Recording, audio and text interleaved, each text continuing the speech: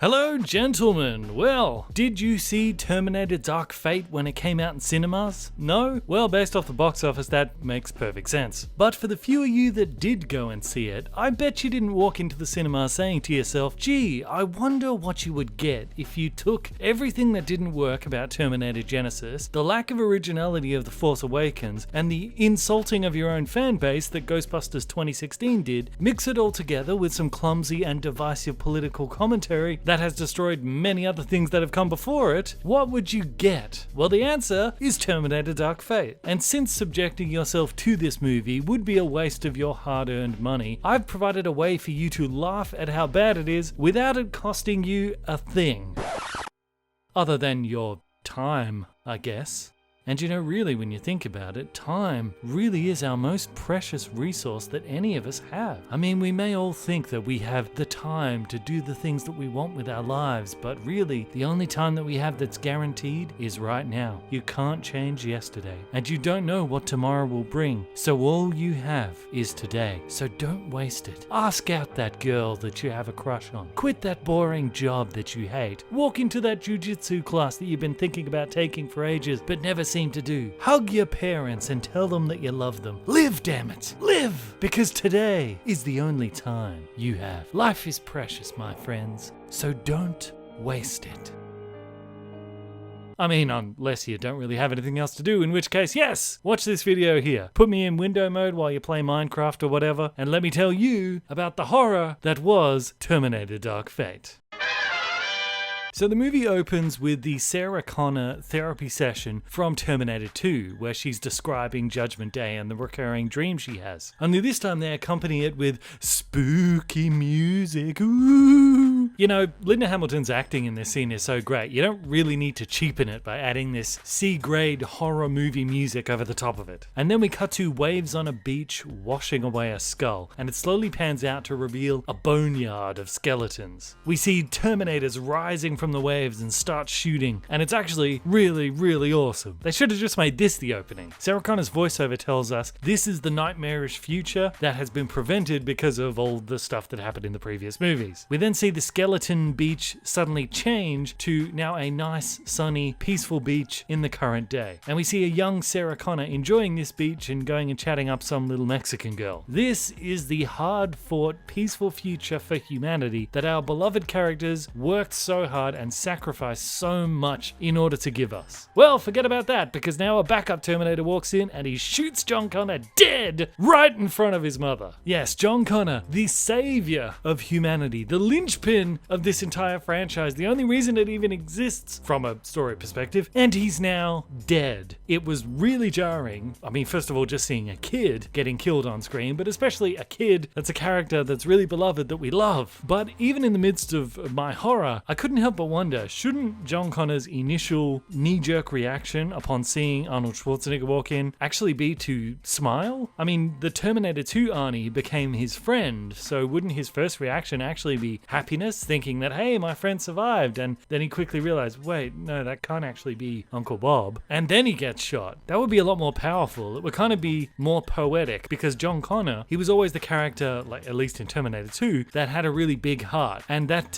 pause, that hesitation would mean that it was his humanity that allowed him to be taken out. It'd kind of be ironic, that split second where he stopped hoping that this was his friend rather than just immediately diving for cover, because he did have time to dive for cover. It kind of would have been a bit like how he almost ran into the arms of the T-1000 when it was disguised as his mother. Would have been a much more tragic moment. I mean, don't get me wrong, seeing John Connor die is tragic and it is shocking, but it also kind of feels cheap, you know, because killing off a beloved character like that is a big move, and you have to earn that move. And this movie hasn't earned it. It just feels like a lazy attempt to grab us emotionally. I mean, it did grab me emotionally in the sense that it made me very angry, but this movie hasn't earned the right to do that. It hasn't earned the right to kill off this beloved character. So the movie's title then fills the screen, and we open up to a bridge in the middle of the night where a time portal opens up and the Feminator drops out from the future, even though there actually shouldn't be anyone left in the future now who is able to send a Feminator back, because they would have never got the leadership of John Connor now. They would never have got any of his advanced knowledge of the future events. They would have never got his extensive knowledge of the Terminators themselves, which humanity would have needed in order to get the upper hand against a much more technologically advanced enemy. This is why John Connor was so vital to the future, because he knew all this stuff. It was not just because he was a good leader. There's plenty of people that could be a good leader, plenty of military people who could be a good leader, but none of them understood the enemy like John Connor did. We actually saw this demonstrated in Terminator Salvation. The remains of the military doesn't understand the threat of Skynet the way John Connor does. That's why they get taken out and why they fail where John Connor succeeds. This is why John Connor is so important. This is why it doesn't work without that character in this franchise. So how is this Feminator even here? Let's hope that they actually have a good reason that makes sense other than just the future is set, because that's the exact opposite of how this universe is supposed to work. John Connor has always said the future is not set. There is no fate but what we make for ourselves. That's the whole point of these movies. If the future is set and Judgment Day is inevitable, then why should any of us waste our time trying to stop it? It's inevitable. Don't worry about it. You can send as many Terminators back or as many Carl Reeses back as you want. It makes no difference. If the future is set, this is all pointless. It's all going to happen anyway. I mean, if that's the case, then why doesn't the Feminator just use the time machine to just travel back to the 60s and just go and party all the time? I mean, that's what else you got. You can't change the future. It's set. So why not just go in the past and have some fun? I mean, that's the only chance you got. You're wasting your time trying to fight a war that can't be won because it's destiny. It's set.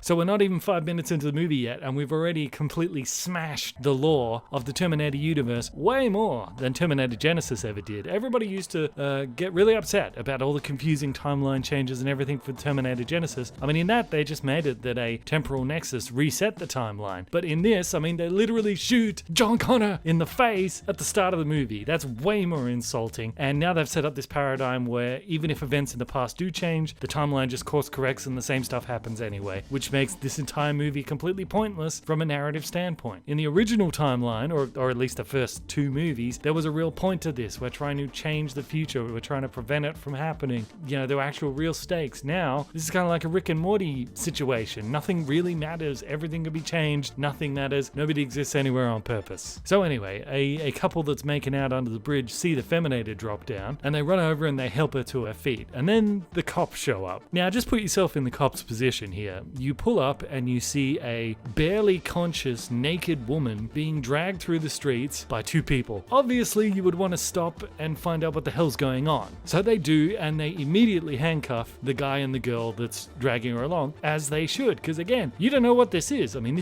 this could be a rape, it could be an attempted kidnapping, it could be some kind of drug overdose. You have no idea what situation you're walking into. So yeah, of course you'd handcuff these 2 people. You don't know, they could be the bad guys, they could be the good guys. You gotta handcuff them till you sort it out. The cop asks the girl what kind of drugs they've put her on, because she's obviously not in a good frame of mind, and she says basically, I don't know. The cop then leans down and shines his light in her face, not only to see Feminator's face, because it's the middle of the night, he doesn't have x-ray vision, but I assume also so that he can see whether or not her pupils dilate, because that's a good way of telling if she's on some kind of drugs. And he grabs her by the arm firmly because he's trying to help her up. Feminator, however, snaps into psycho mode and murders all 3 of these police officers. Now, yes, I know she punches them and beats them up, and you see them moving around a bit on the ground, so you're like, they might be okay. No, don't give me that. These guys were hit so hard they went flying over like the tops of the cars. You don't walk away from that without at least being seriously injured. I mean, they were just trying to save a woman from potentially being gang raped for all they know, and now she's crippled them and put them in the hospital. Thanks a lot. They were just trying to help you and you killed them. Yes, ladies and gentlemen, this is our so-called hero. If she was the evil Terminator doing this, that'd be okay. But she's supposed to be our hero Terminator, and she's crippling people for life for simply trying to help her out. Now I get it. They're trying to kind of like rip off the first couple of good movies where you're not sure whether like Carl Reese is a good guy or a bad guy, but it's already been spoiled in the trailer anyway that she's a good guy, which is actually kind of Terminator tradition, to be honest. But see, when they did this with Carl Reese in the first movie, he didn't murder the cop that chased him.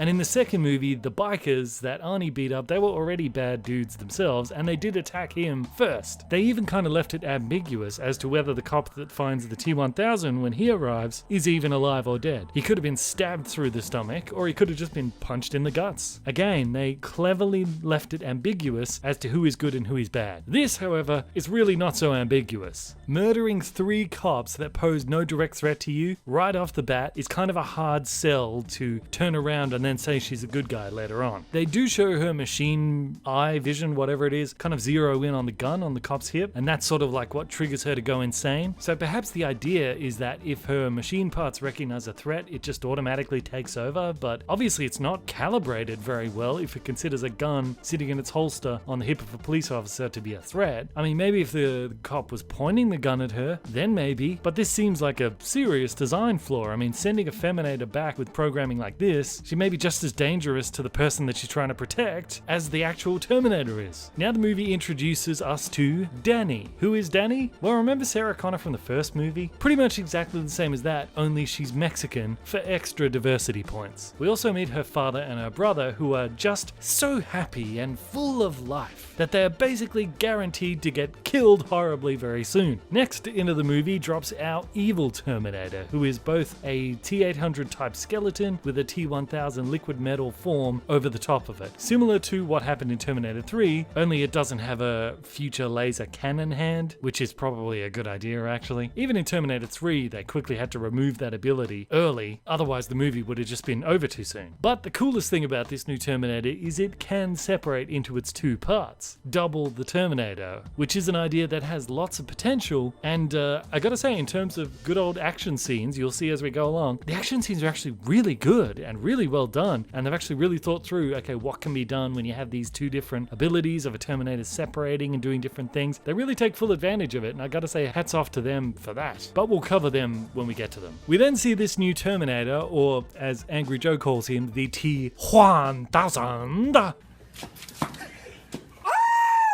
Ooh, I might get in trouble for that one. But we see that him, compared to the idiotic, clunky Feminator that is about as covert as a rhinoceros horn up the backside, the T-1000 is very good at imitating human behavior and just kind of flying under the radar. He's an infiltration unit and he's very good at it. He simply says hello to the woman who's staring at him, morphs on some clothes and just walks away. A much more effective way of infiltration than being a bull in a china shop. So we already know that this Terminator is smarter than the Feminator. Must be because of his robot privilege or something. He then magically appears at Danny's house. Not sure how he tracked her down. Normally there's a scene of like the Terminator looking up names in the phone book, or, you know, looking it up on the police screen, you know, sort of investigating, tracking them down. This guy apparently just knows. The T-1000, or the Rev 9 as he comes to be known, the Rev 9 asks her dad about her and he says, hey, I'm a friend of Danielle, is she home? And the dad clues him right away and says, huh, that's interesting, all of her friends call her Danny.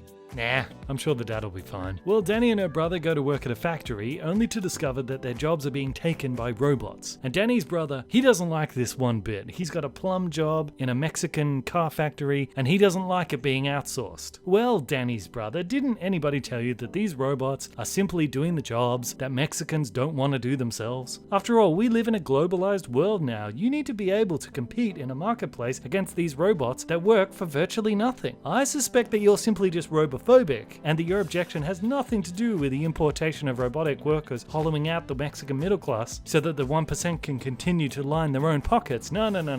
I think you're just robophobic. That's what I suspect. I suggest that Danny's brother focus less on the negative effects this is going to have to his Mexican community and instead educate himself to root out his deep-seated robophobia and realize that we're all robots, really, whether organic or mechanic. Hashtag robot lives matter. But it's not just Danny's brother who doesn't like the robot workers, it's Danny too, who complains to her boss that he wants to replace them all with robots. Hey, whoa, Danny, whoa. Replace? What are you talking about? You know, that's just a paranoid, robophobic conspiracy theory that there's some kind of agenda to replace people with robots. I mean, that's silliness. There's no evidence to support that at all. So what if all the indicators of current trends show that it's a virtual certainty in the future? That doesn't mean anything. There is no secret agenda to replace the population. That's just crazy talk.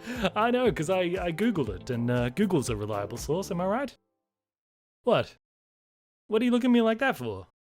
Hey, I'm just talking about the movie here. It's not like I'm including a parody political narrative of my own into this review as a way of making fun of how this movie is trying to sneak in a political narrative. Not at all. Hey, by the way, did you know that the Mexico scenes in this movie were actually filmed in Spain, not Mexico? I wonder why.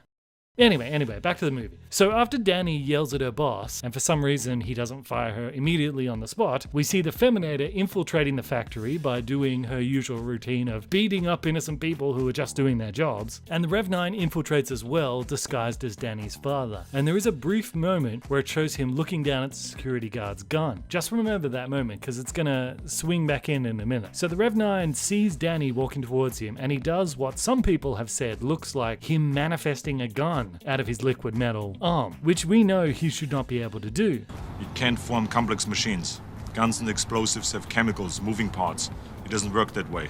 But that's actually not what he's doing here. This is actually an adaptation of an unused idea from Terminator 2. You remember that scene where the T-1000 infiltrates the mental hospital where Sarah Connor is in? Well, in an early version of that script, the security doesn't let him, disguised as a cop, take his gun into the hospital. So he actually smuggles the gun into the hospital by hiding it inside his own body. He actually sort of sticks it into his stomach and absorbs it into his stomach so that he can walk through security, and then he pulls it out once he's through. So here, the Rev 9 is doing the same thing. The reason they showed him looking at the guard's gun is because he must have killed the guard and taken that gun. So this is the guard's gun. And you can see the Rev 9 is carrying a paper bag that, well, it looks like a paper bag because he's like, hey, you forgot your lunch, to his son. But then it turns to liquid metal and slides back over the gun. So rather than him storing the gun inside his liquid metal body, like in T2, the Rev 9 is using its liquid metal to cover the gun and camouflage it as something else, which is actually a really cool idea. This is what I said. They really thought this through about some of the things that can be done with the abilities these characters have. Because of course, Terminators do know they need to conceal their guns when walking around amongst people. Remember Arnie had his shotgun in the box of roses? Speaking of shotguns, Feminator then blasts the Rev 9 with the shotgun, saving Danny before she gets shot. And even after the liquid metal blows off the face of the Rev 9, revealing the metal skeleton underneath, Danny still goes, "Puppy! Oh no!" And she has to be dragged away by the Feminator. Amazingly, there is a quick shot of Danny's brother looking at the Rev 9 with a look showing that he has already figured out that that's not his dad. He even lunges to try and stop his sister from running closer towards him, but the Feminator grabs her first. I was genuinely surprised. Often in these kind of girl power movies, it's the brother is too dumb to figure anything out, and Danny would be the one who's the smart one. But here, much to my surprise, they actually didn't do that. The brother actually seems semi-intelligent. So Feminator and Rev 9 have the sledgehammer fight scene that we see in the trailer, with the Rev 9 following the Terminator Salvation rules for Terminator fighting, which is instead of simply killing your opponent, you pick them up and you throw them across the room over and over and over again. In fact, there's one moment where he knocks her across the room with an open hand thrust into her chest. Why didn't he just make his hand a knife and just stab right through her? I guess because the movie would then be over. Maybe her advancements or maybe her augmentations make her stab proof. Then why does he spend the rest of the fight scene trying to stab her? In amongst the fight, she slams him down on some kind of conveyor belt, and Danny's brother yells for Feminator to move out the way. She does. He hits a button and releases a big car engine that slams down on top of him, pinning him down, which buys them enough time to get away. Again, I was genuinely surprised and amazed that the brother did this and not Danny. So maybe the movie's not so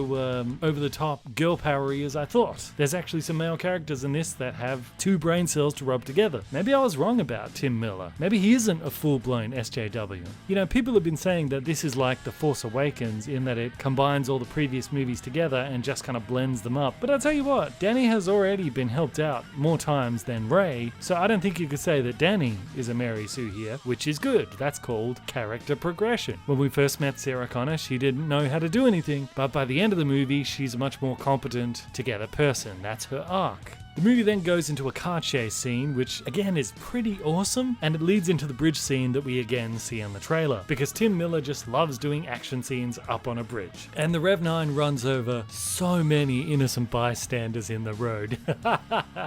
Oh, it's wonderful. It's like a Grand Theft Auto game. It's fantastic. And the Feminator asks Danny to drive so that she can do some action hero stuff, but Danny actually says, "I can't drive," and her brother has to take the wheel. Again, I'm very impressed that they didn't couldn't have the brother just chicken out from driving and Danny have to be the one to save the day. So Terminator and the Rev 9 throw some metal pipes at each other and both vehicles end up crashing. Unfortunately, one of those pipes, deflected by the Terminator, ends up impaling Danny's brother through the stomach. And there's an argument between the Terminator and Danny about whether or not they should leave him. I mean, I do like this brother character. You know, he's a man of action. He's useful in a fight. It's obvious he cares about his sister. But sadly, there's no time for that because the Rev 9 charges at them and Terminator just manages to pull Danny clear in time for Danny's brother to be exploded as the Rev 9 crashes into him. That's a shame.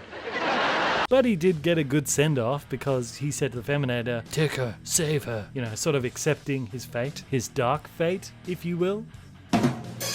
So they now have to run away on foot, but are quickly trapped between the Rev 9 skeleton and the Rev 9 liquid metal form. And just when it seems all hope is lost, in swings Sarah Connor to save the day. She shoots the liquid metal guy off the bridge with her shotgun, and she blasts the skeleton away with a bazooka. You see, ever since her son died, she has made it her kind of career to be a Terminator hunter. And the idea of a Terminator hunter is a good one. It's always been difficult to destroy these Terminators without the future technology, but if you know all about Terminators like Sarah Connor does, and if you have time to get ready and you know where it's going to be, and Sarah Connor does in this movie, you could then take them out quite frequently. In fact, I wish they had really focused in more on that, maybe in like a flashback, a montage showing her killing like one Terminator after another, after another, after another, in so many different ways. We saw a brief glimpse of this in Terminator Genisys, where they kill the T-800 with an armor-piercing round through the chest, and they killed the T-1000 by dropping sulfuric acid all over it. I mean, that's really clever. You know, you put your mind to it, you can actually come up with a wide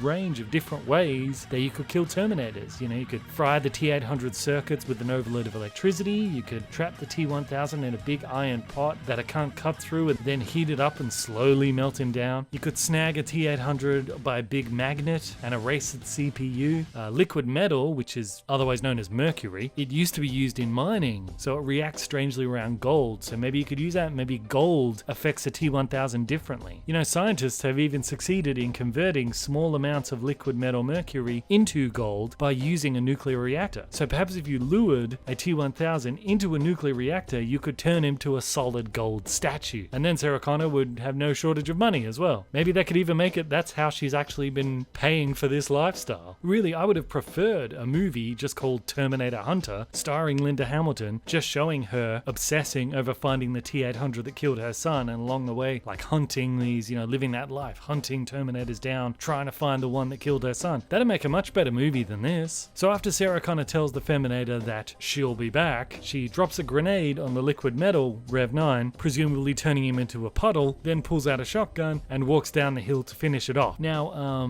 how is a shotgun supposed to finish off the liquid metal Rev 9? It wouldn't really make a difference, would it? Shouldn't you have like a jar of acid or maybe some liquid nitrogen that you could pour over it? I mean, she's supposed to be a Terminator hunter and she's just going down there with a shotgun. It's not even that powerful of a shotgun. I mean, the one she had a minute ago was way more powerful. Now she's gone to a less effective shotgun. We don't get to see what happens next because the Terminator ends up stealing her car and drives away. So Sarah Connor has to go after the car, leaving the Rev 9 there to just slowly reform. I thought you were a Terminator hunter, Sarah Connor. I mean, you can't just leave it there, and you should know that a shotgun is not enough to kill that, and you should also know that it's just going to reform and then just walk away after you leave. I mean, it really looks like you're not actually prepared for this. I mean, liquid nitrogen for T-1000s is a must. You know that. Actually, come to think of it, liquid nitrogen would even work for the T-800s too, wouldn't it? That's kind of just the go-to thing you should use on any of these Terminators. Actually, you know what would be a great Terminator trap? An inflatable kid's swimming pool filled with liquid nitrogen and an ice cream truck. Like when she gets the coordinates of where the Terminator is going to be, you set up the liquid nitrogen pool just under it. The Terminator drops out of the sky, falls directly in the liquid nitrogen, freezes, then you put him in the freezer of the ice cream truck, drive him to a refinery and just drop him directly into the metal melty thing that we saw at the end of Terminator 2. See, Sarah Connor, even I can think up better ways to hunt Terminators than you can. Why don't you have an armor-piercing weapon to shoot the T-800 skeleton with? They thought of that even in Terminator Genisys. Why haven't you thought of it here? I'd be very interested to know what would have happened if Sarah Connor's car had not been stolen by the Feminator. Like, what was her plan? What was she going to do? You walk down there with a shotgun, you shoot the puddle, it doesn't work, then what? What was she going to do? So anyway, Feminator is driving Danny around, and she gives a little bit of exposition that we already know about the Rev 9, his ability to shapeshift, and then Feminator tells us that her augmentation comes at a cost. She can operate at full strength, but only for a certain amount of time, and then she's drained and she passes out. She actually needs an injection of a certain cocktail of drugs in order to bring her back, which I must say I really appreciate. Every character that has extraordinary abilities also needs to have an Achilles heel to even it out, otherwise they become one-dimensional. It's just good character creation. I mean, every Superman needs kryptonite. And you know, you put this in, you also avoid the whole Mary Sue thing, but it's kind of weird though, because she hulks out when she first landed here, when she killed those cops, and then again when she fought the Rev 9 at the factory, and I'm pretty sure that fight with the Rev 9 lasted longer than just a few minutes, so really she should have passed out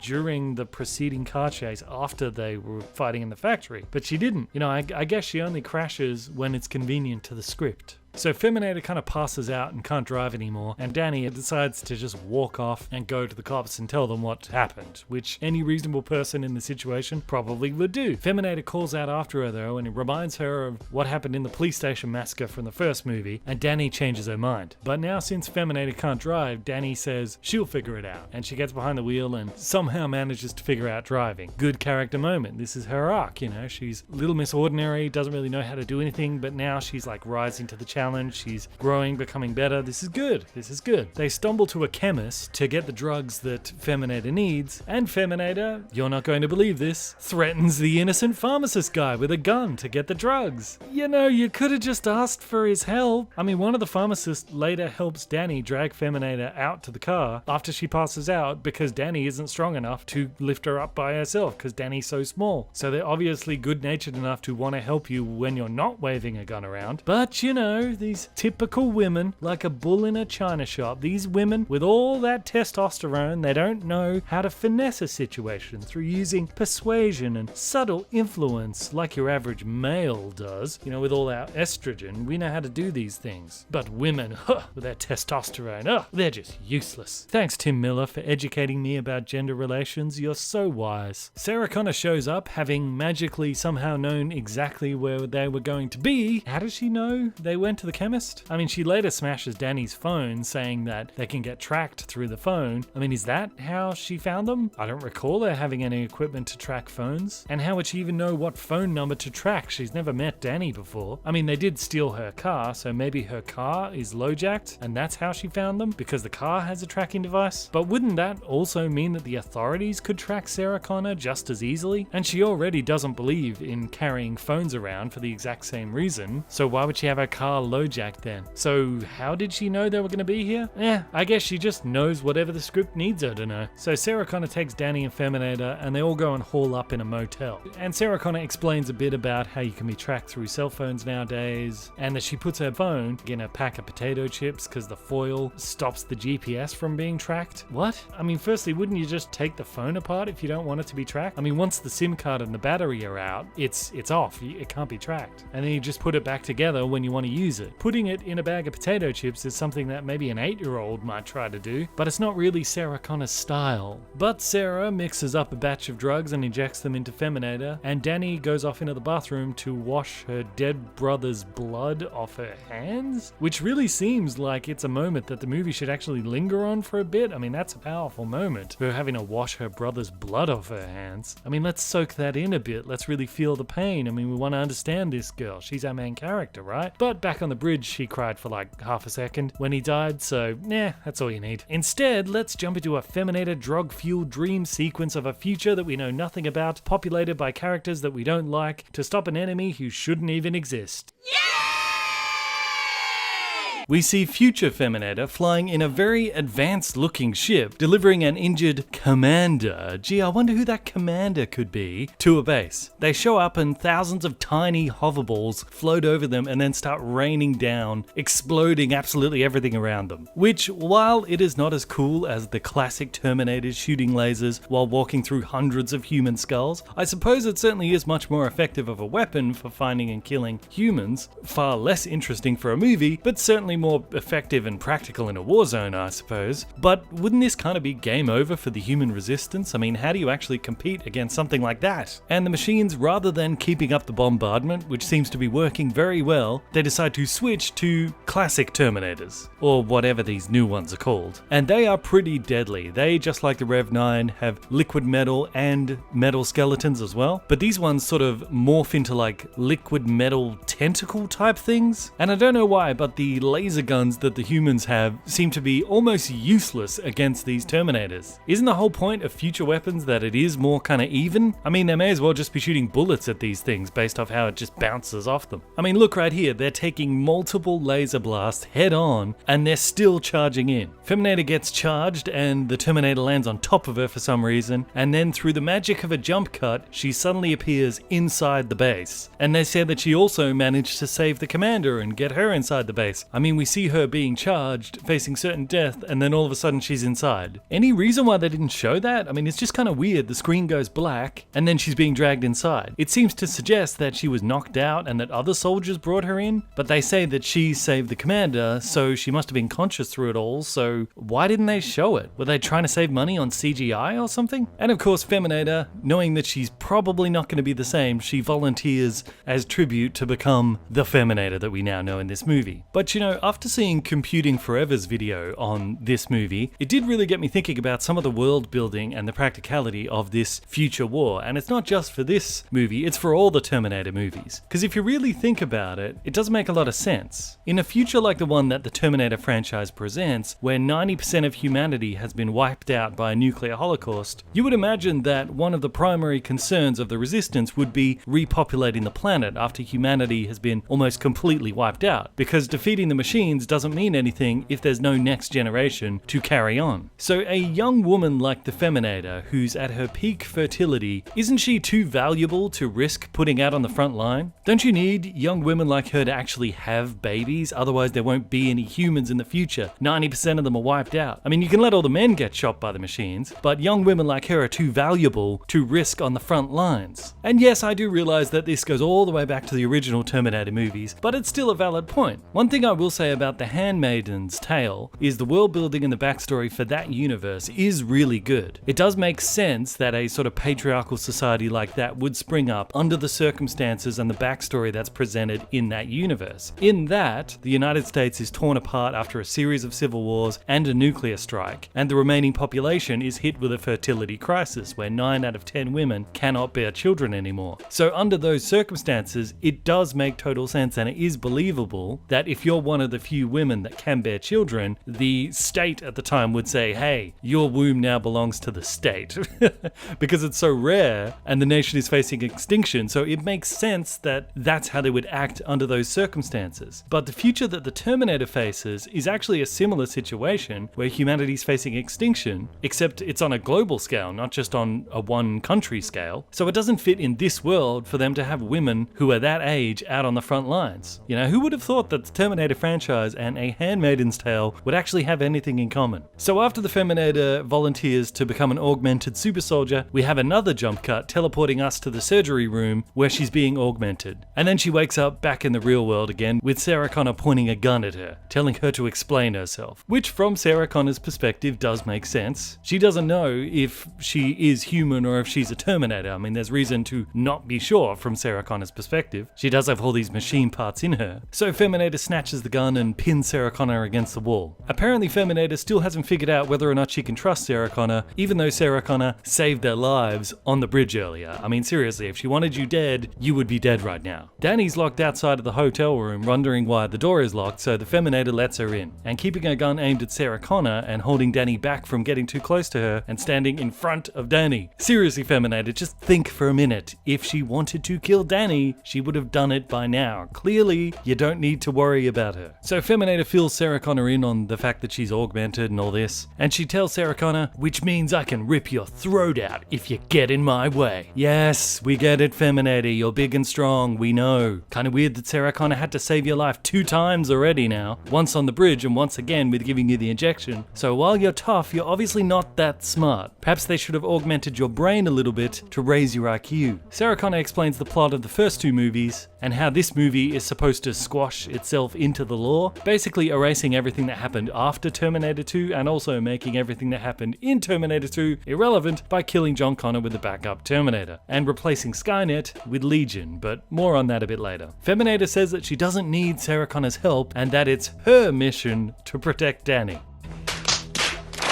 Sarah Connor rightly calls her out for doing a terrible job of actually protecting Danny and informs her that she doesn't know anything about the time that she's landed in, with digital footprints making it super easy to find them. And she tells them, "You won't last 10 hours without me," before walking out and leaving them. Feminator apparently reconsiders because she follows Sarah Connor outside, and she has a very strange way of apologizing to Sarah Connor, thanking her for saving her life, and then asking Sarah Connor for help by again threatening Sarah Connor, and again telling us all just how big and how tough she is, saying, "If you get in my way, I will F you up." You know, I don't know if that's really a good way to ask someone for help. I mean, hey, my car's broken down. Can you help give me a jump start? By the way, I'm gonna F you up. Hey, I've been run over by a bus. Could you call me an ambulance? Oh, by the way, I will F you up. Hey, thanks for saving my kid from drowning, Mr. Lifeguard. By the way, I'm gonna F you up. Yeah, I don't think that would really work in real life. Also, I can't remember Arnold Schwarzenegger's Terminator in the past movies ever saying over and over and over again of just how tough he was and how easily he could beat everybody up. I always assumed that he communicated this by his actions rather than his words, and that through his intimidating silence and his stoic presence, it was clear that he was tough. But now, thanks to Tim Miller, I know I was wrong. I know that the tough guy is the guy who constantly runs his mouth about how tough he is and endlessly talks about how he could beat everyone in a fight. I punched a guy in the face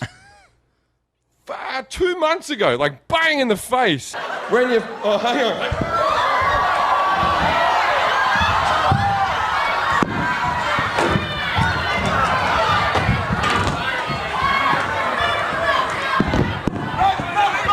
That's the true sign of a badass. But what do I know? Clearly, I don't understand women as well as Tim Miller does. Because the way that Sarah Connor and Feminator here are kind of locking horns about who is the alpha female and who is in charge, you know, that is so accurate for how women actually interact with each other in real life. It's common knowledge that women in a group are constantly and very openly competing with each other to find out who's the best, thrashing out a pecking order, which explains why girls are drawn towards things like sport, where they can display their physical dominance in a way that doesn't alienate them from their peers like actual fighting would. Since females intuitively understand that the foundation level of all authority is a capacity for physical strength. Not to mention how women understand that confidence and leadership is very important, so women are always testing each other's confidence through friendly kind of banter. Men, on the other hand, don't do that. Men don't value physical strength and confidence in the same way that females do. With men, it's much more about social credit. You know, men compete for the top position through more subtle and sometimes passive-aggressive ways, such as gossip and rumors attacking their competitor's reputation, in order to leapfrog over them in the social hierarchy to gain access to the alpha females, who have earned that top spot through leadership, confidence, and physical strength. So this portrayal of Sarah Connor and Feminator locking horns in this way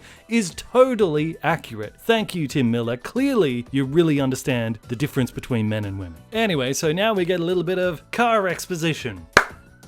Car exposition.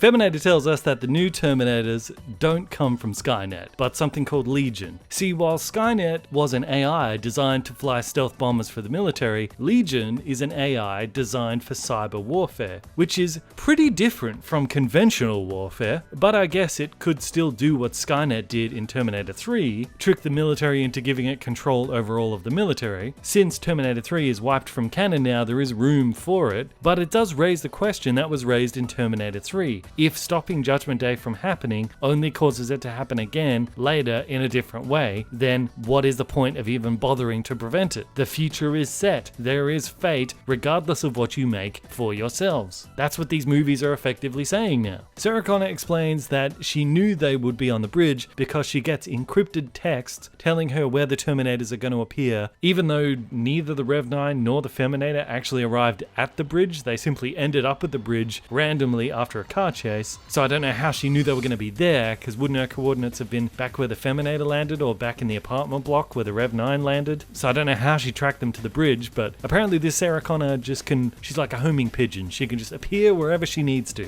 Then Feminator hacks into Sarah Connor's phone just by holding it, because apparently that's something she can do now, and finds out where the texts are coming from. And wouldn't you know it, it's the exact same coordinates as what has been tattooed on Feminator's stomach. If she needed to go to someone for help, she was told to go to those coordinates. Now remember that point, it's going to be important later. The people from the future of the Legion timeline tattooed those coordinates on her, which means they must know who is sending Sarah Connor these texts. So Danny and the gang decide to go and check it out, which means illegally crossing the US border. And Danny, the only Mexican in the car, says her uncle can smuggle them across the US border because stereotypes are bad, you know. And they decide to take a joyride on a train to get to Danny's uncle's place rather than just drive in the car that they already have. Even though it's not Sarah Connor's truck from the bridge, it's a totally different car, so the Rev 9 wouldn't really have any way of tracking them, so shouldn't it be safe for them to just keep driving in this car? And if Sarah Connor stole this car, she only stole it like an hour ago, so it's unlikely the police would already be looking for it. Seriously, do you just change cars like every hour in this universe? But I don't know, maybe they want to catch a train so they can just kind of like blend in with the crowd a bit more and maybe help keep them hidden. So the Rev 9 hacks into a security camera of the train stop and instantly picks them out of the crowd, but it's okay because that gives us time for some train exposition.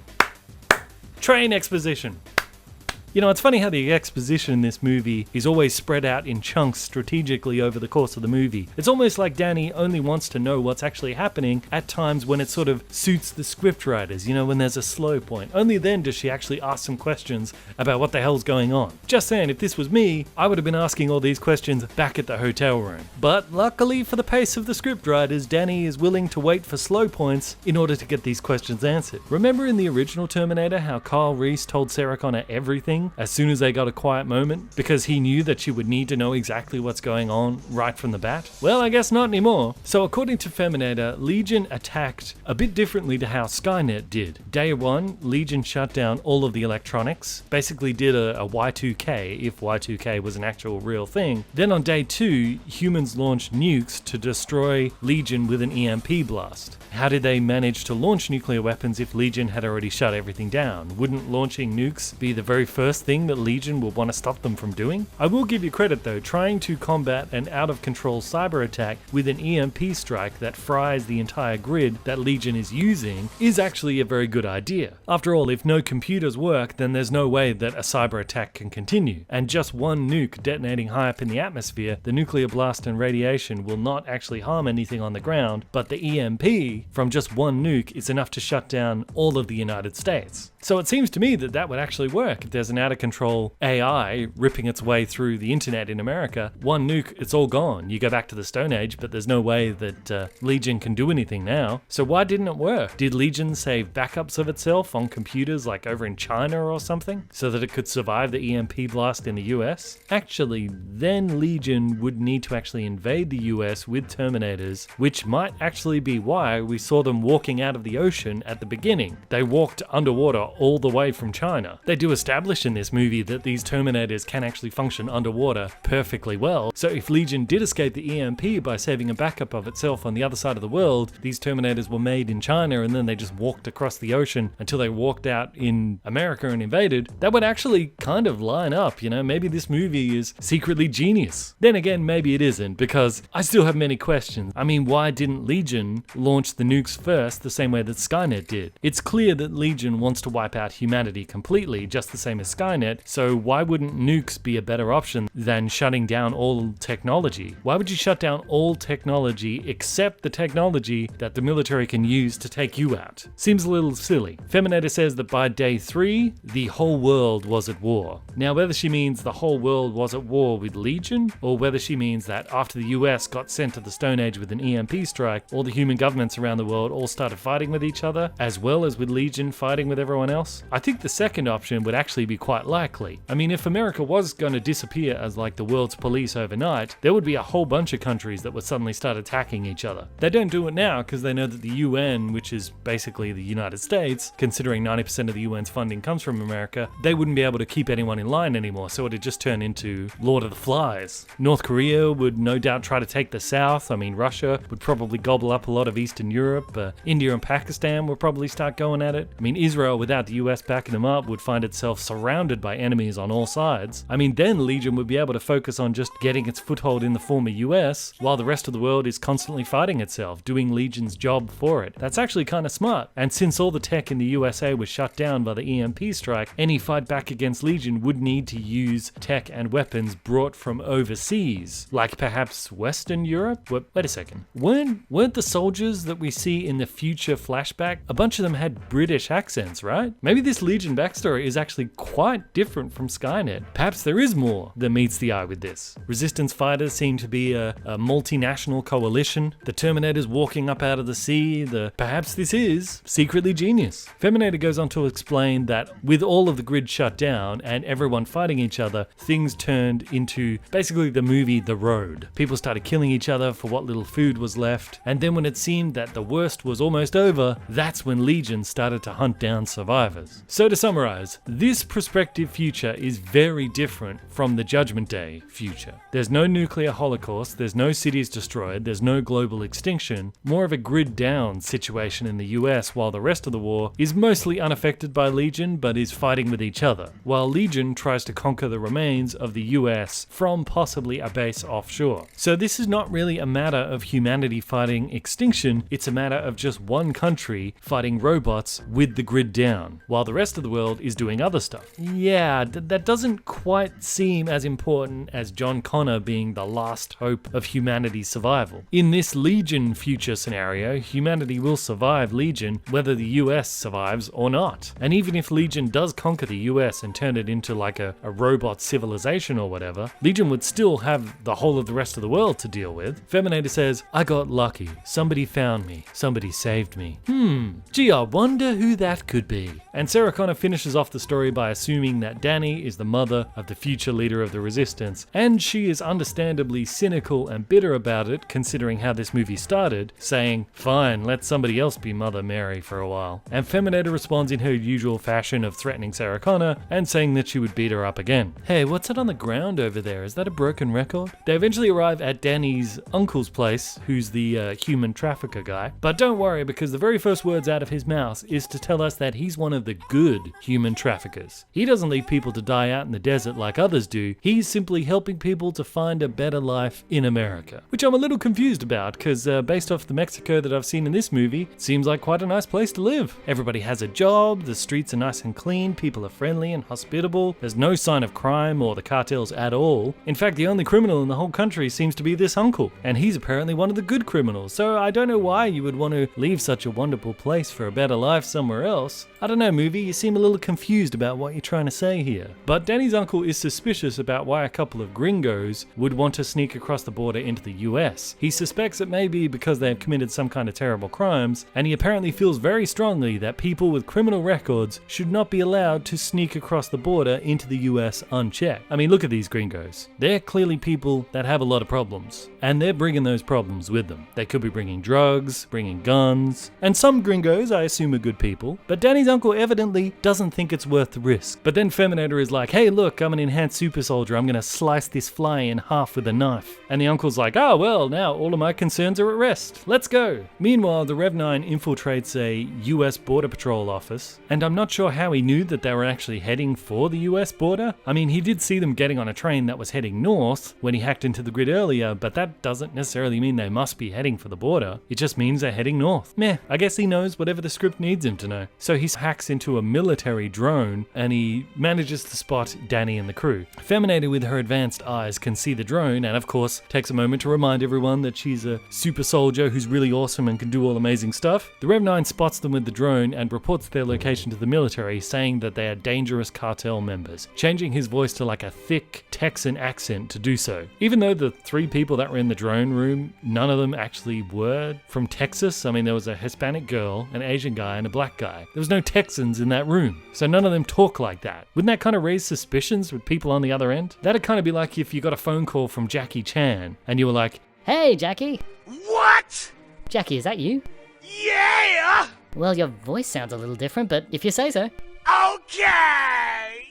But since Danny and the group now know for a fact that there is a drone tracking them from the air, what do? Do they maybe find a cave somewhere to hide in so that the drone can't see them? Do they maybe backtrack to a more populated area, disappear into the crowd and lose them? I mean, maybe Danny's uncle, the professional human trafficker, maybe he knows of some tunnels they can use to get across the border without being seen from the air. Hell, I mean, Feminator, she could hack the encrypted message just by holding Sarah Connor's phone earlier. Maybe she could do some hacking of her own and interfere with the drone system. Oh, no. They have a much better idea of how to avoid the drone by simply ignoring it and continuing on as if it wasn't even there. Brilliant! So they reach the border and they're confronted with, really? That's the border wall, is it?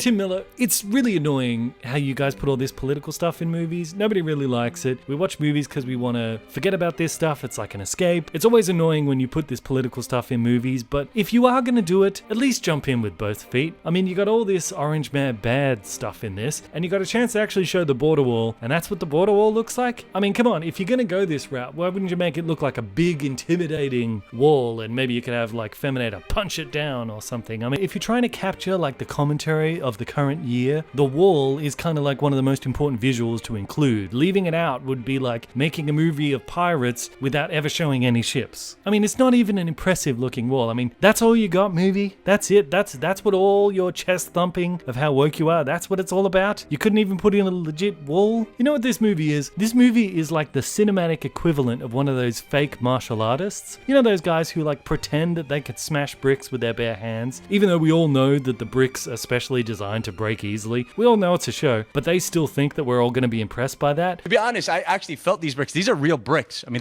there's no don't. Oh! Wow! Check it out, baby. Guns. Guns? How the hell did you do that? That's what this movie is. It's taking no real chances. It has nothing really meaningful to say, but it thinks that we're all impressed with how brave they are. They think they're being so brave and so controversial, but we all know they're just punching fake bricks. I mean, look, they actually just open up a little hole in the ground and just squeeze under it in like 2 seconds. I mean, if you're trying to make some kind of statement about the border wall, it actually kind of seems to show that the border is very easy to cross, which I don't think is what you're actually trying to say here. But based off how you're presenting it in this movie, that's the message that I'm getting. It's like that bit in The Last Jedi where they wanted to show Vice Admiral Holdo being like the woman in a leadership position. They wanted to show how it's a wonderful thing and having the diverse workforce gives you the edge and all that kind of stuff. But it's written so badly that she ends up looking completely incompetent, and this pro-diversity rebellion ends up losing, which actually communicates the exact opposite of the message they're trying to get across. So because Feminator and the gang completely ignored the drone that they knew for a fact was tracking them, they instantly walk into an ambush on the other side of the so-called wall. And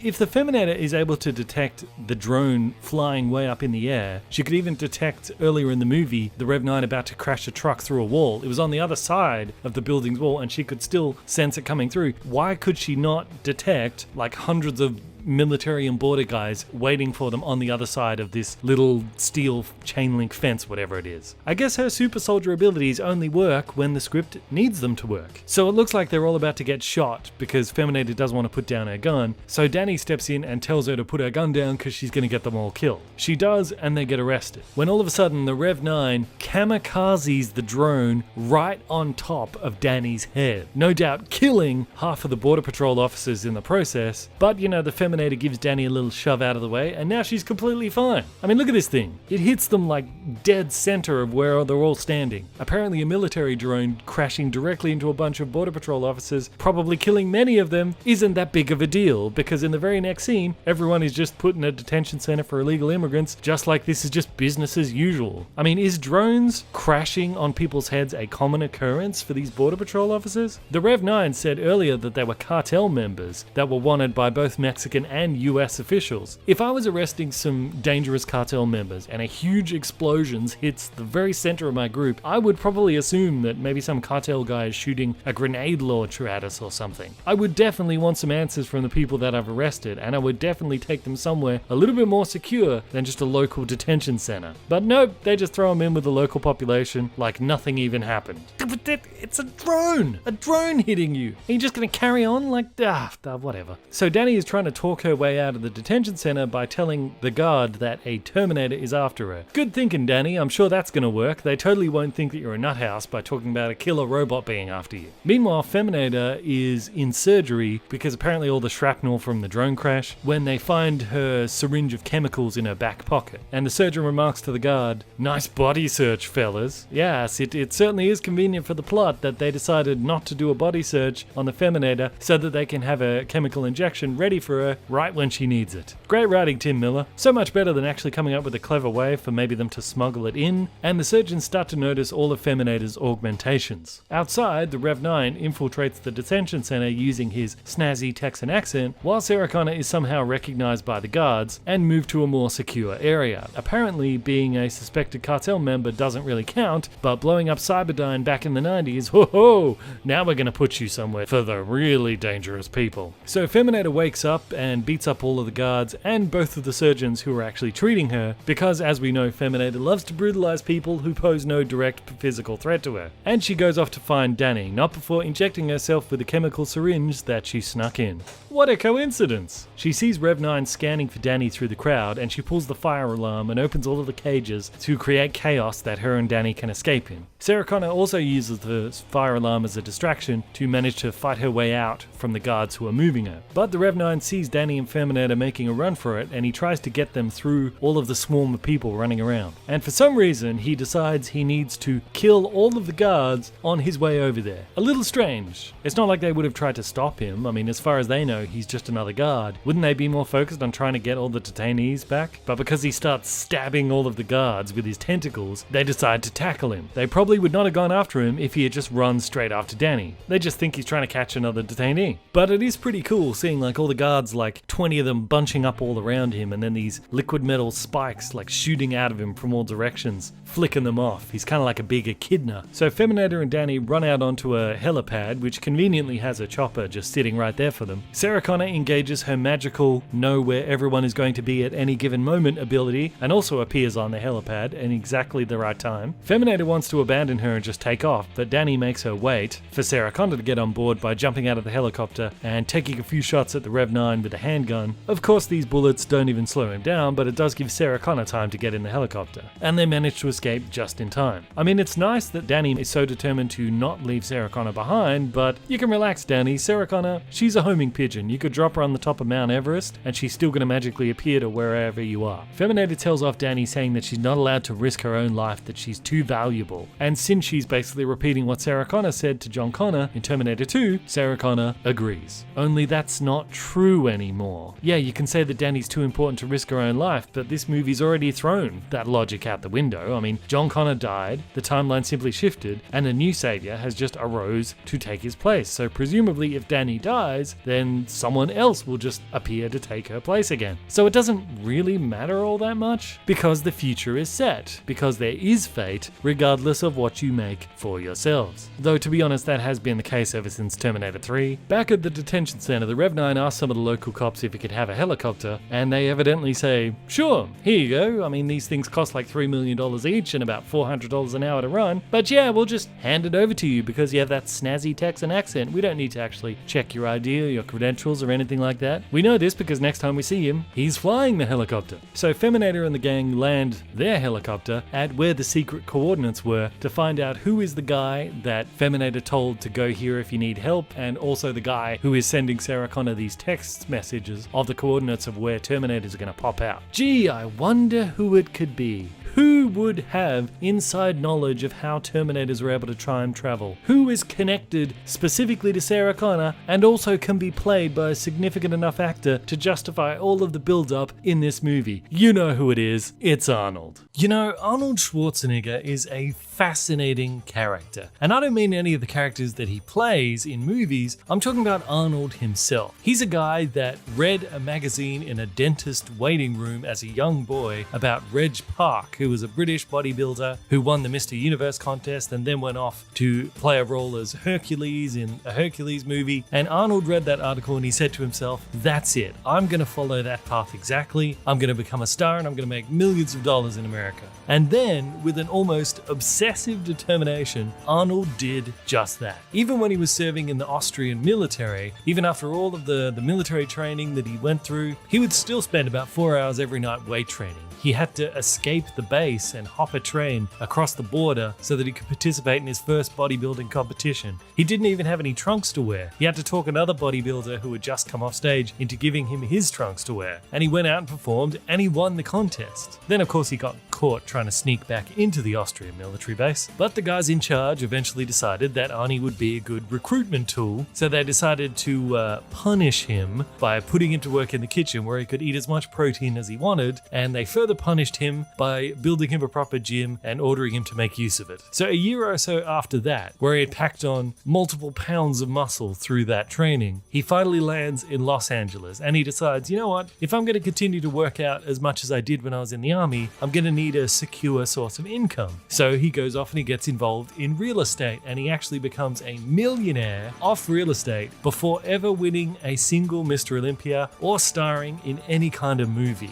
I mean, you gotta hand it to the guy. That is something special. There are not many out there like him that can pursue a goal with such determination and do so much raw hard work to get there. And you know, I could of course go on and on about him winning Mr. Olympia 7 times, then getting into movies, then becoming the governor. But the point is, when you look at his life as a whole, you see that he has always been a man with a plan. So after the scandal about his affair with the maid and fathering a love child came out, while that may have knocked him down briefly, he's not the kind of person that stays down. So when he decided after that whole scandal broke to get back into movies again, you know, when you look at his whole life in perspective, you know he has to have a plan and a bigger goal in mind other than just do more movies. So that brings us to his role in Terminator Dark Fate. Now, I don't think this is what the big man had in mind when he returned to movies. I think he has something else in mind, something bigger, something better, that this is just a stepping stone to. Recently, Arnold participated in a Tony Robbins event, and according to Tony Robbins, after the whole scandal with the maid came out, Arnie decided to get back into movies, but he realized that he needed to start at the bottom and work his way up to the top again, because he not only needed to sharpen up his acting skills once again, but he also needed to rebuild his image in the public eye after the whole slept with the maid scandal. Now, I don't know if Tony Robbins is telling the truth with that or not, but it certainly does match up with what films we've seen Arnie do since his return. He started out with just a couple of cameos in the Expendable movies, and then his big return in a starring role in a movie was The Last Stand. What's the matter, you don't remember that movie? Well, yeah, me neither, but apparently it happened. A few other small movies later, and then he got Terminator Genisys and now Terminator Dark Fate. So it certainly seems like he is slowly working his way back up to the top again. And if Dark Fate does turn out to terminate the Terminator franchise, then we may finally see Arnie in something bigger and better, and we will start to see whatever his grand goal is. My point in saying all this is that some people were saddened to see the formerly great Arnold in Terminator Dark Fate, but I say fear not, because Arnie's big return to being an A-grade actor and an A-grade movie star is still ahead of us. And you know, if you want to be an A-list actor nowadays, you've only got one option. You have to get into the MCU. And as you may or may not know, Chris Pratt married Arnold Schwarzenegger's daughter, making Arnold Schwarzenegger Chris Pratt's father-in-law. So he already kind of has an in into the MCU. So will we see Arnie in the MCU? Maybe he could play The Thing in Fantastic Four. Maybe he could play Scar, the son of Hulk from another dimension. But I say, you know what would be a perfect fit for Arnie in the MCU? There is a Marvel character called Hercules. How ironic would that be? since Arnie as a boy reading that article about Reg Park playing Hercules was what originally launched Arnie's career. It was what originally put that spark into him in the first place. How great would it be for Arnie, now at the age of 72, to make his big return to being an A-list actor by following in the footsteps of Reg Park and finally playing Hercules. Yes, I know, technically he has actually played Hercules before in Hercules in New York, but does that really count? I mean, he wasn't even titled as Arnold Schwarzenegger in that. He was called Arnold Strong because they didn't think people could pronounce his last name, and in a lot of versions it was dubbed over in an American accent. I don't know if that counts.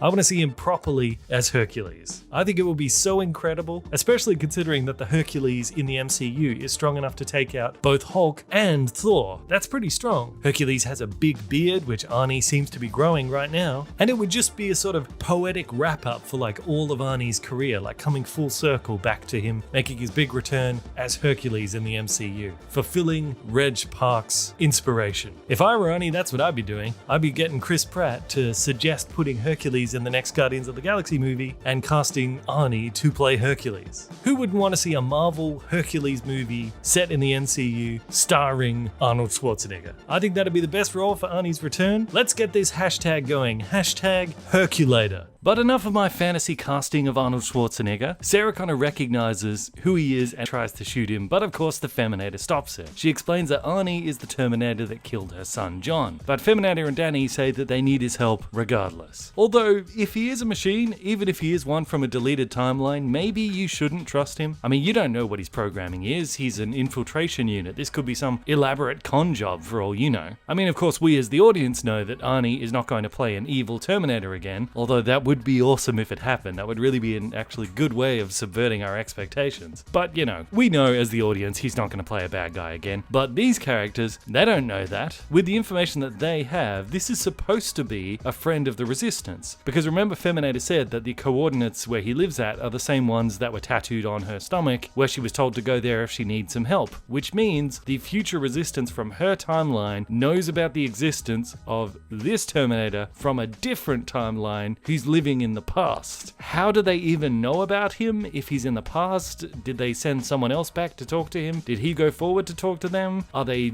text messaging each other through time? I don't know, it doesn't seem to make any sense, and the fact that he's somehow able to track where Terminators are going to appear before they happened, I mean, if these are totally different Terminators from a totally different timeline, how can he still track them? It just seems a little odd. But of course, we're thinking about this movie probably way more than the people who actually wrote this movie ever bothered to think about it. Perhaps Danny and Feminator are thinking that they could use his help to take out the Rev 9, which I guess makes sense since the Rev 9 can separate into two, then you'd have two here, you have Arnie and the Feminator, so it's kind of an even 2 versus 2 fight. But do they really need him for that? I mean, Sarah Connor has already killed dozens of Terminators at this point, so it really makes me think of what their end game is right now. I mean, if they kill the Rev 9, won't another one just pop out and do the job? We've already established that in the movie. So killing the Rev 9 is not going to defeat Legion, and even if they decided to try to erase Legion from the timeline to prevent the whole future war, that won't work either, because they did the same thing in Terminator 2 and the timeline simply course corrected and gave us this movie. So killing the Rev 9 won't work, erasing Legion from the timeline won't work, so the only way that they can really actually change the future or prevent this terrible future from happening and to set everything straight again is to actually prevent the creation of time travel itself in this universe. Only that would actually alter the future enough to end this sort of infinite loops of machines and humans being sent back and forth in time trying to take each other out. Somewhere out there is a scientist right now in this universe working on time travel, and that groundwork that he lays is what's going to lead to all this time travel shenanigans in the future anyway. So if you remove that piece from the puzzle, you don't need to worry about any of this. They need to go find whoever it is that's inventing time travel or researching time travel and give him the Miles Dyson treatment. That's what they should be doing.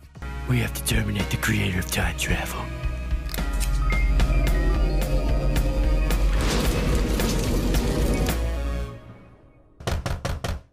Dr. Emmett Brown. Yes? Doc! Come with me if you want to live. And since this Arnie has the ability to track time travel phenomenon, that's how he's able to tell Sarah Connor where the Terminators are going to appear. So he would actually be perfect to help them to find the guy who's creating time travel. That's really what their plan should be here. See, Tim Miller, I'm not even part of Hollywood, and I'm having more creative ideas than you. I'm sitting here at 11 minutes past 6 in the morning trying to type this into my computer before I head out to work, and even I am putting more thought and creativity into this than you have done with a whole team of writers. And you do this for a living. I guess it's true what Kevin Smith said. In Hollywood, you just kind of fail upwards. But you know, this movie is part of a bigger problem in Hollywood of just a real lack of originality and lack of creativity. But hopefully, through complaining about it enough online, we might actually start to get some good movies. So Sarah Connor storms off, leaving the Feminator and Arnie to talk. He tells her that he's Cyberdyne Systems Model 101, and he says, "Can I ask what you are?" To which she replies, "No." Okay, odd. I mean, you're here to ask the guy to help you to kill the Rev 9, right? So don't you think he kind of needs to know what you can do? I mean, he already knows that you're augmented, since he can just sort of scan you with his Terminator vision and see all the machine parts in you. Otherwise, he wouldn't ask what you are. He'd just assume that you're a human. So he already knows what you are. He's just trying to be polite here, because I guess his program has just learnt manners over the years. Something Feminator has yet to learn. And you know, this is the same attitude that the Feminator showed with Sarah Connor earlier in the movie, just being really bitchy when she's asking for help from someone whose help she really needs. You know, Feminator, we know you're tough, but you don't need to be a bitch all the time. It's not a sign of weakness to actually be nice every now and then. Because, you know, we're halfway through this movie, and what do we actually know about this Feminator character? Well, we know that she loves beating up people who are no physical match to her and no immediate threat to her. We know that she likes spitting in the faces of people who are trying to help her. And we know that she is constantly bragging about how awesome she is and how she can do all this amazing stuff to everybody around her. That's not exactly what comes to my mind when I think of a strong character. I mean, if a male character was acting in this way, no one would perceive him as being a strong character. We'd view him as actually being weak, as trying to overcompensate. We would be able to see through the bravado for what it actually is, a weak person's imitation of strength. So Tim Miller, if this is your idea of a strong female character, I don't think you either understand strength or women. There's a lot more to strength than just how hard you can punch somebody. And there's a lot more to women than just their anatomy. Yes, I know from the statements you've made in the past, you think that anyone who doesn't like this character must immediately be a closet misogynist. But the fact that your version of a strong female character is actually a weak male character, that actually says a lot more about you than it does about anyone else. Now, I know it's an outrageous thing to suggest that someone in Hollywood might just be a teeny bit hypocritical. It's outrageous, I know. I mean, it's not like Tim Miller's other female characters are also insufferable pains in the... Oh. Actually, come to think of it, Negasonic's personality in Deadpool actually is basically the same as the Feminator. Except that, of course, with Negasonic Teenage Warhead, she's a moody teenage girl. It makes sense that she's got all that attitude. That's what teenagers are like. But Feminator is supposed to be an adult, mature, battle-hardened soldier. Why is she acting like a moody teenage girl? Does Tim Miller just think that all women have personality like teenagers? Now, to be fair, in Tim Miller's other film Deadpool, Negasonic, she's just a side character. She's not the main female character. Who is the main female character in his other movie? Well, it's a crazy stripper prostitute chick. Respecting women?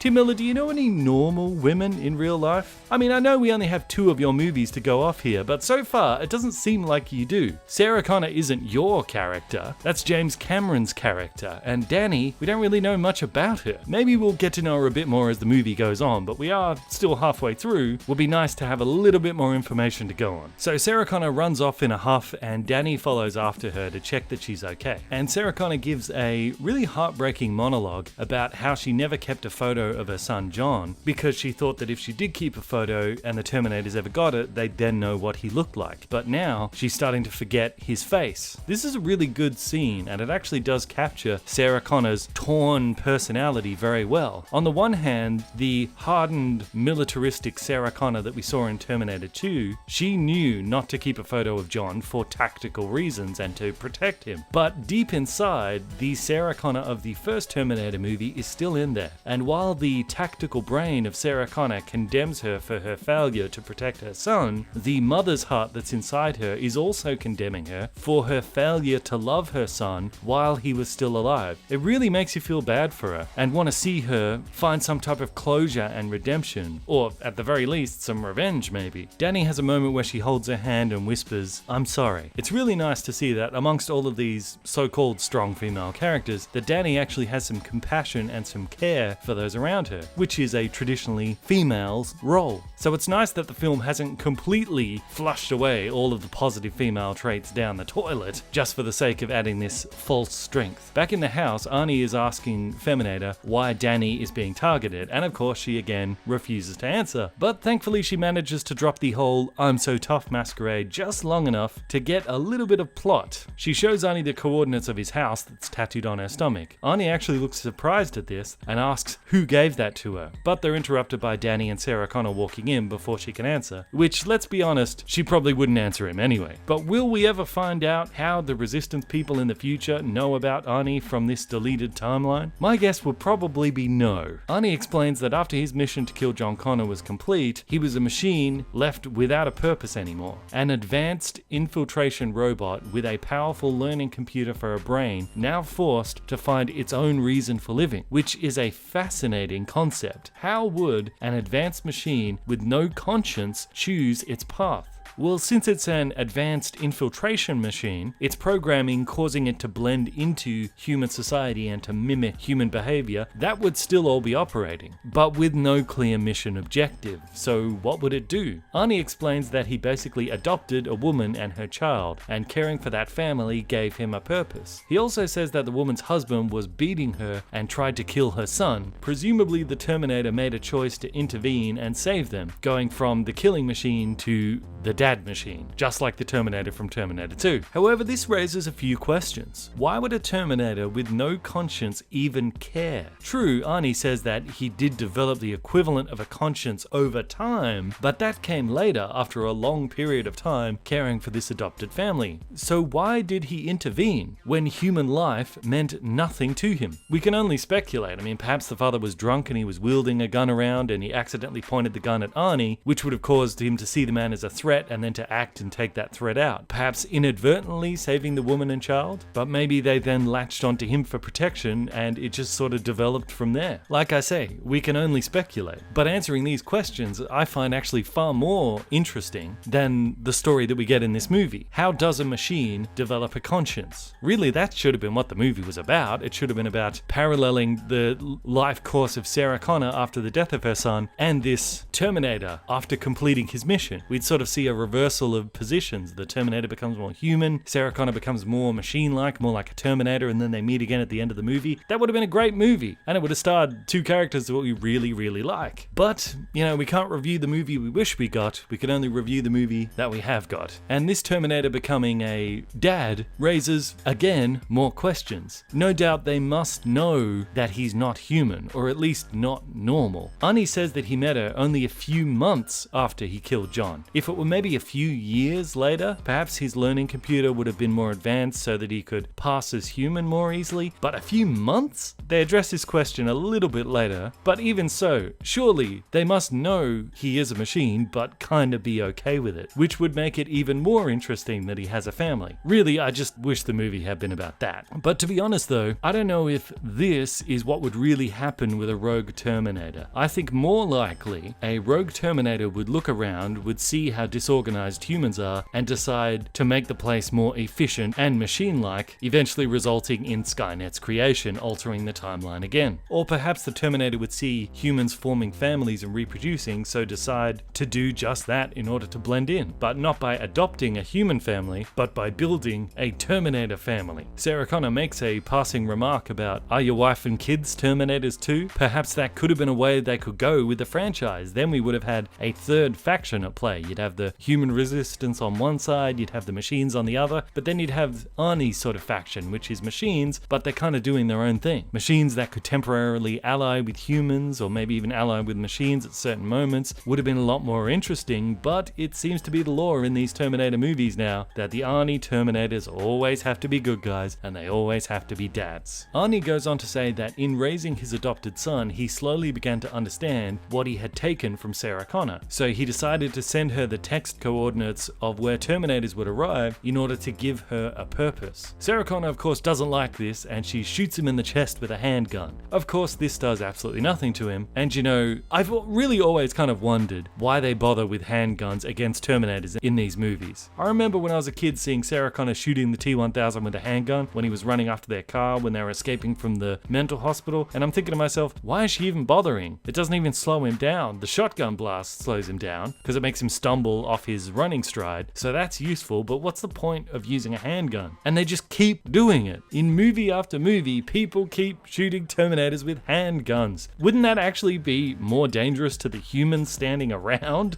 Like if a bullet glances off Arnie and hits Danny, then you failed again, Sarah Connor. I mean, I get that she hates Arnie because he's the Terminator that killed her son, so is she just shooting him for her own emotional needs? That doesn't sound like Sarah Connor. Sarah Connor's much more pragmatic and tactical than that. They had a great scene just before showing her pain and emotions, and that was wonderful and it presented her character very well, but now this just makes her look stupid again. And Sarah Connor is not stupid. Arnie asks her, do you believe in fate, or do you believe that we can all change the future by the choices we make? I think what he's trying to say is there is no fate but what we make for ourselves, but of course he has no way of knowing that that's what Kyle Reese said back in Terminator 1, because this is a completely different Terminator. Odd how similar that line is, even though he couldn't possibly know the connection to Kyle Reese. Kind of like how Feminator said, come with me or you're dead, when the line is actually come with me if you want to live. I mean, seriously, do they think that these things impress us? It's not impressive. This is just memberberry stuff. Remember Chewbacca again? Oh, I love to remember Chewbacca.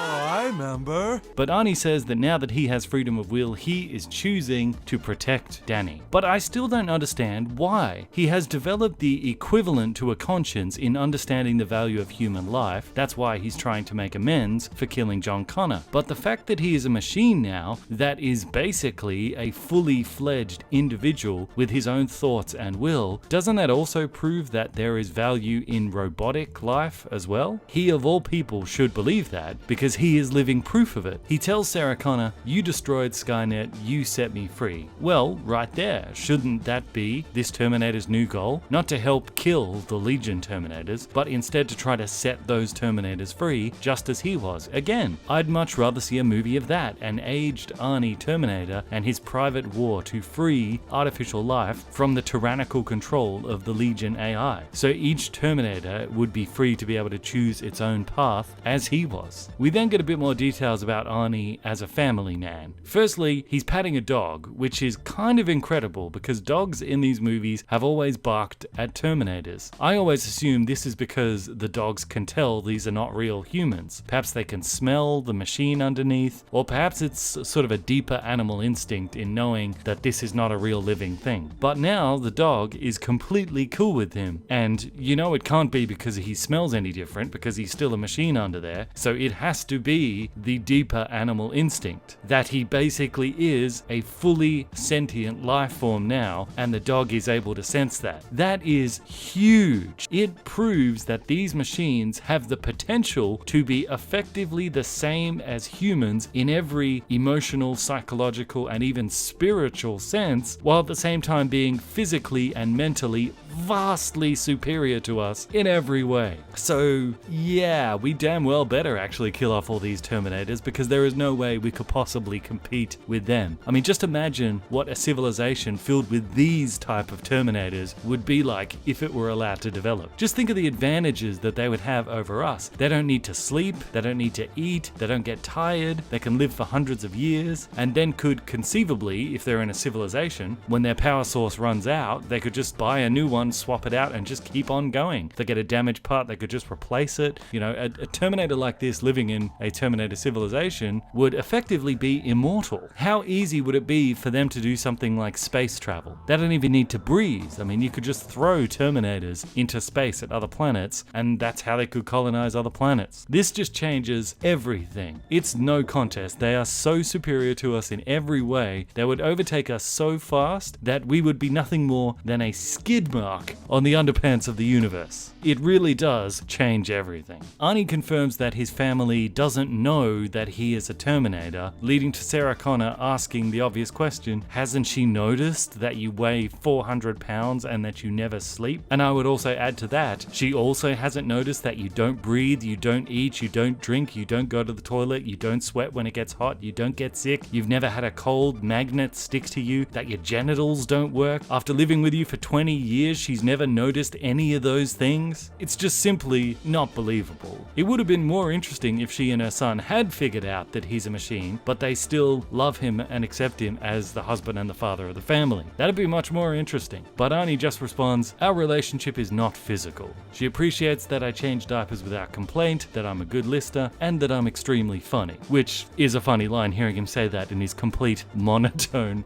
robotic voice. But let's do the math here. So Arnie is now a former killing machine that is now stuck in a sexless marriage, raising another man's son, and he makes a living doing interior decorating. Can you even imagine a more cucked and emasculated version of the Terminator? But, you know, I guess it's a sign of the times that we live in, where every sort of strong alpha male character in cinema has to be reduced to a laughingstock in the name of supposed equality. We also learn that his name is Carl, and Sarah Connor says that she is never gonna call him that. And yep, I'm 100% sure that she's gonna stick to that, and she won't eventually call him Carl later towards the end of the movie after she's won him over. Yeah, sure, you got me there, movie. Danny asks Arnie how they can kill the Rev 9 when Sarah Connor cuts in and says that they need to set up a kill box, using Danny as bait in order to draw it in, spring the trap, and kill the Rev 9. Arnie agrees that this is the right way to go about it, but Feminator completely freaks out. She instead wants to just keep running and hide, saying she'll just keep Danny at the bottom of a mine shaft if she has to. And Danny steps up and shows a bit of leadership. She disregards Feminator's dumb idea, and she sides with Sarah Connor and Arnie, pronouncing, I'm going to stand and fight.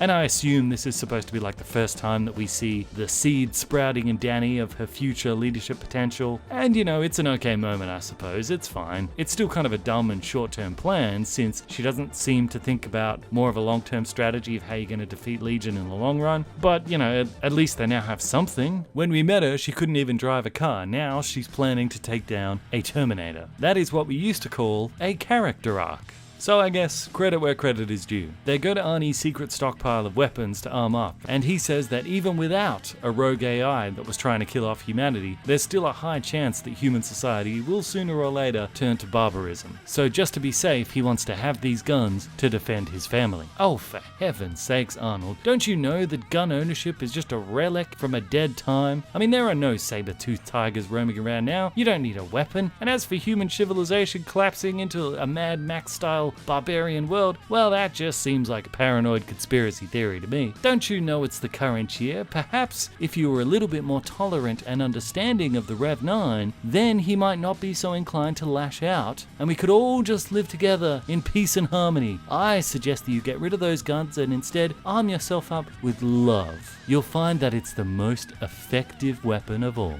Do I detect a note of sarcasm? Are you kidding me? This baby is off the charts. Why? So they go out to Arnie's shooting range in the backyard to teach Danny how to shoot, and she has terrible aim. Sarah Connor then whispers in her ear, a Terminator has just killed your whole family, what do you do? And then Danny all of a sudden gets perfect aim. Ah, man, this is such a movie cliche, and it's annoying when movies always put this cliche in, but other movies at least do it right. Other movies have a guy practicing at a gun range and he's hitting all the targets right, and then the instructor or whatever will come in and, you know, put him under pressure, you know, will start shouting in his ear while he's trying to aim, or start shooting above his head or something to get him to be distracted. And, you know, it sort of illustrates the need that it's all well and good to have perfect aim when you're not under fire, but when stuff's going crazy, that's when you need to have like a steady hand. Sarah Connor here seems to be doing the exact opposite. She seems to be teaching Danny that she needs to use her anger to focus her mind so she could shoot straight. I'm not sure that's how it works though. I mean, we saw earlier in the movie, she was shooting a gun in anger at the Rev 9, screaming insults in Spanish at him as she shot, and she missed pretty much every shot. So I don't know why now suddenly her tapping into her anger gives her perfect aim. I mean, if you're going to use a cliche, at least use it right. But Arnie says that in order to destroy the Rev 9, they need a military-grade EMP in order to fry all of his circuitry. Well, I guess since an EMP was used initially in Terminator's future to try to stop the AI, and it seemed to be fairly effective, at least in the United States, I suppose that's a good enough plan, but aren't there easier ways? I mean, couldn't you just melt it down in a refinery like you did in Terminator 2? It's easier to get into a refinery than it is to get secret military hardware from the army. But Sarah Connor says that she knows a guy in the army that can get them an EMP, and Arnie already knows who it is, since he's been tracking her through her phone. And he takes a minute to make fun of her for being stupid enough to think that by putting her phone in a bag of potato chips, that would somehow mask the phone signal. So everybody packs up and leave, and Arnie says goodbye to his human family. Danny asks him what he told them, and he says that he told them that it's not safe for them here anymore because his past has caught up with him, and that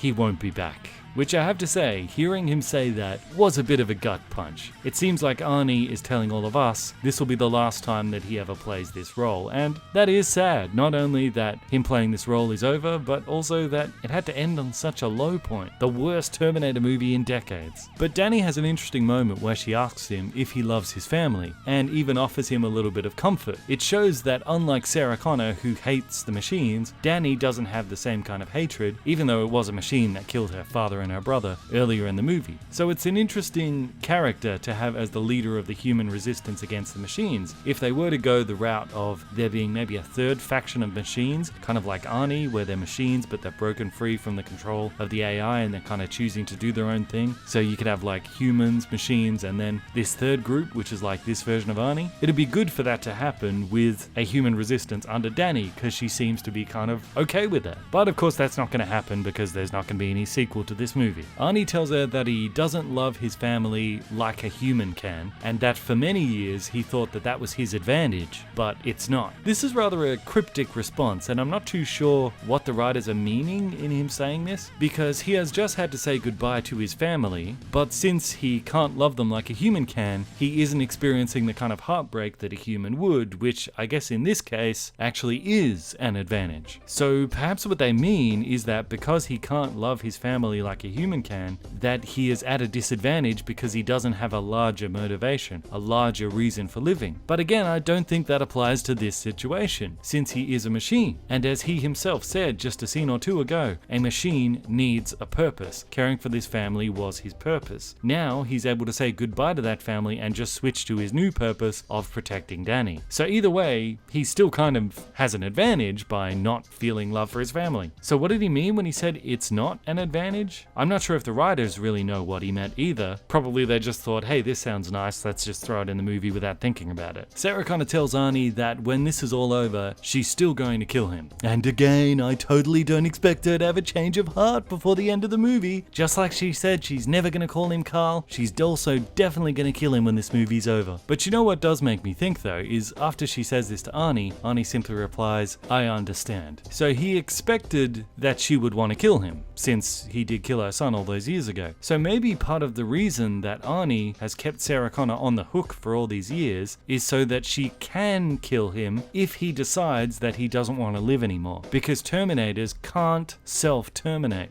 I cannot self-terminate. You must lower me into the steel.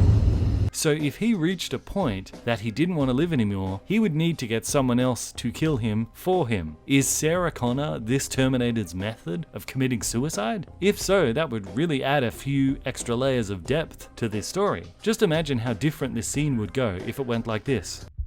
Just so you know, when this is all over, I am going to kill you. I understand. And thank you. For what? I cannot self-terminate.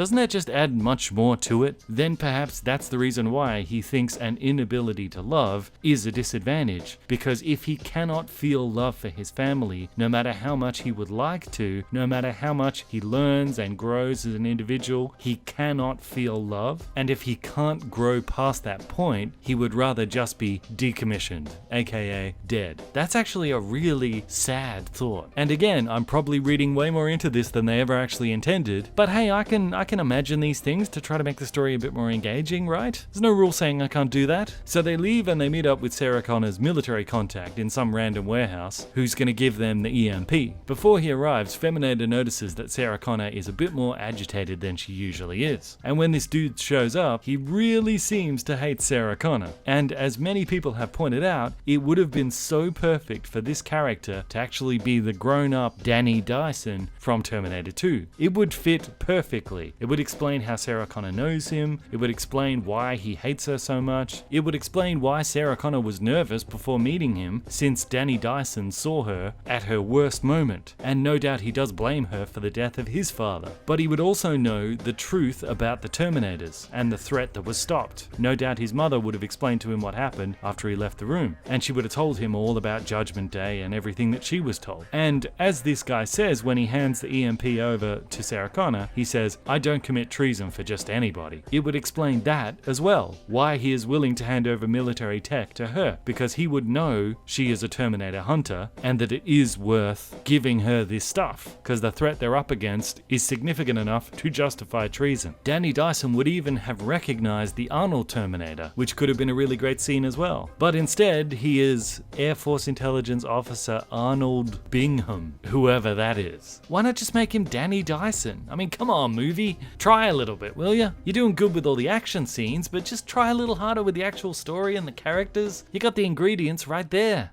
Then the Rev 9 arrives in a helicopter that the border security guys gave him, and in a really cool move, the liquid metal part separates from the skeleton part, leaps from the helicopter, splats on the ground, and attacks them from the ground, while the skeleton flying the helicopter attacks them simultaneously from the air. Now that's really cool. I do have to admit, I didn't think there was much new stuff you could do with Terminator designs. I thought we pretty much covered everything, and that the T-1000 was kind of the pinnacle of that design. But this hybrid Terminator idea, that's both awesome and practical for what a Terminator needs to do. In the shootout that follows, the not Danny Dyson guy gets shot, and they pull him into the van and drive off with the Rev 9 chasing them. They manage to outrun him in the van, and Feminator shoots a rocket launcher at the helicopter, delaying him long enough for them to get a head start. Not Danny Dyson gets them into the military base and helps them to get a plane, and they take off down the runway. The Rev 9 gives chase in his helicopter, and he manages to leap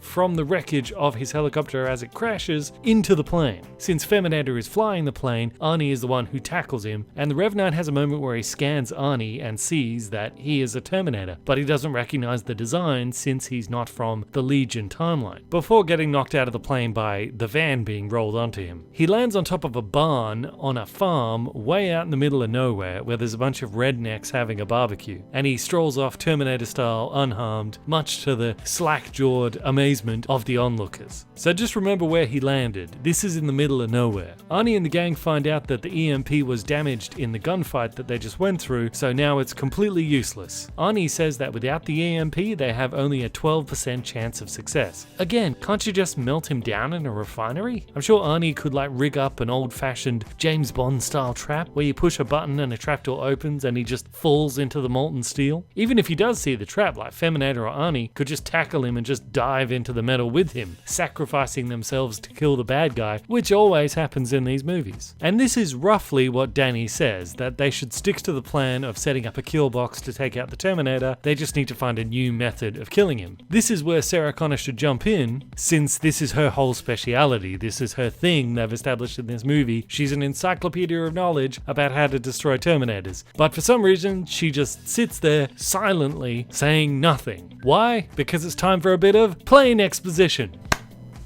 Plain exposition.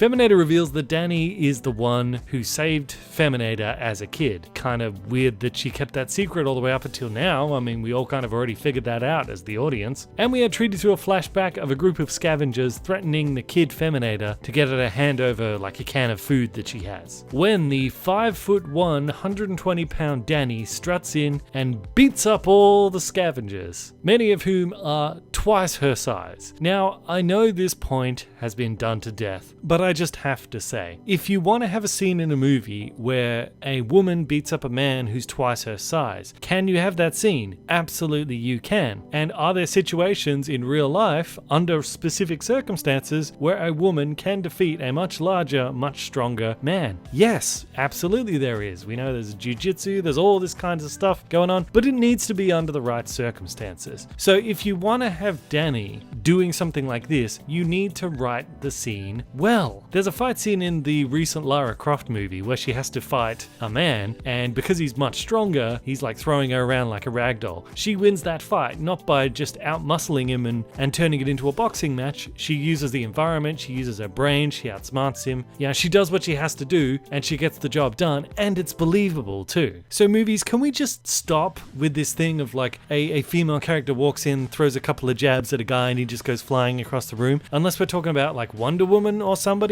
Can we just stop this nonsense? I mean, try a little bit harder to write a scene in a way where it makes sense. Like, do the writers of these movies, do they ever wonder why it is that combat sports have different weight divisions? Like, you know, in MMA, boxing, there's like lightweight, middleweight, heavyweight. Why is that? Why do you have that? Seriously, why? Why do you have different weight divisions? Well, it's because if you threw all the weight divisions in together, the smaller guys will get smashed by the bigger guys. Because if two people are equally trained, the larger guy is always going to end up beating the smaller guy. Even if the smaller guy is technically more proficient, most of the time, just through the sheer size, the guy can win. It's not a fair fight. That's why in like boxing, they have weight divisions to make it a fair fight. Like in WWE, we got Floyd Mayweather versus The Big Show, but as we know, WWE, that's not a real fight, you know, so they could have Floyd Mayweather win. But even in that, they made sure in a fight that everyone knows is choreographed and is not real, even in that, they made sure that the way he wins over Big Show is not just by boxing. And we all know we're never going to see a real fight between those two.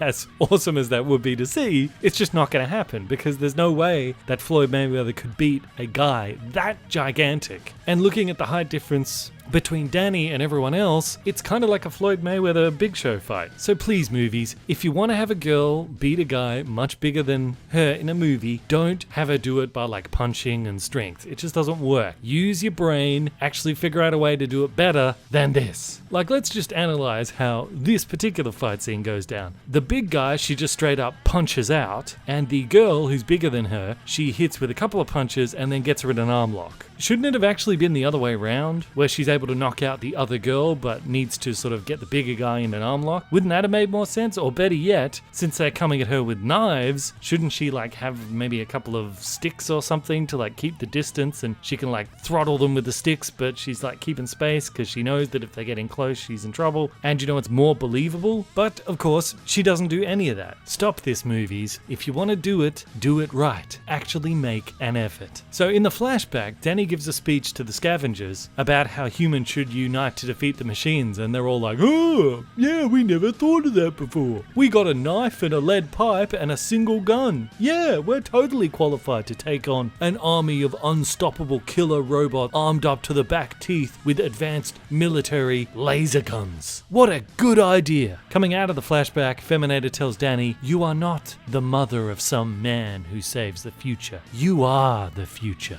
Now, I do have to admit, I like the idea that rather than hoping for some future savior to come along and save the world, instead you should take action yourself. I think there's a lot to be said about that. You know, we do live in a time where tons of people think that complaining about the world's problems until politicians pass some law that usually doesn't work, that's the best way to actually solve the world's problems, when really we should just do something ourselves instead. Because why should we put our future in the hands of someone else, especially a politician, when if we all just did something ourselves, it might not solve the problem problem instantly, but it gets us a lot further along to accomplishing something than by just talking about it. So I like that side of the message here, that don't hope for some savior to come and save you. Instead, do something yourself. I like that. Be proactive. That's a good message. So that's not my problem with this. My problem with this is there's a real venom in the movie's narrative on this. Terminator says, "You're not the mother of some man who's going out to save the world." And earlier Sarah Connor said,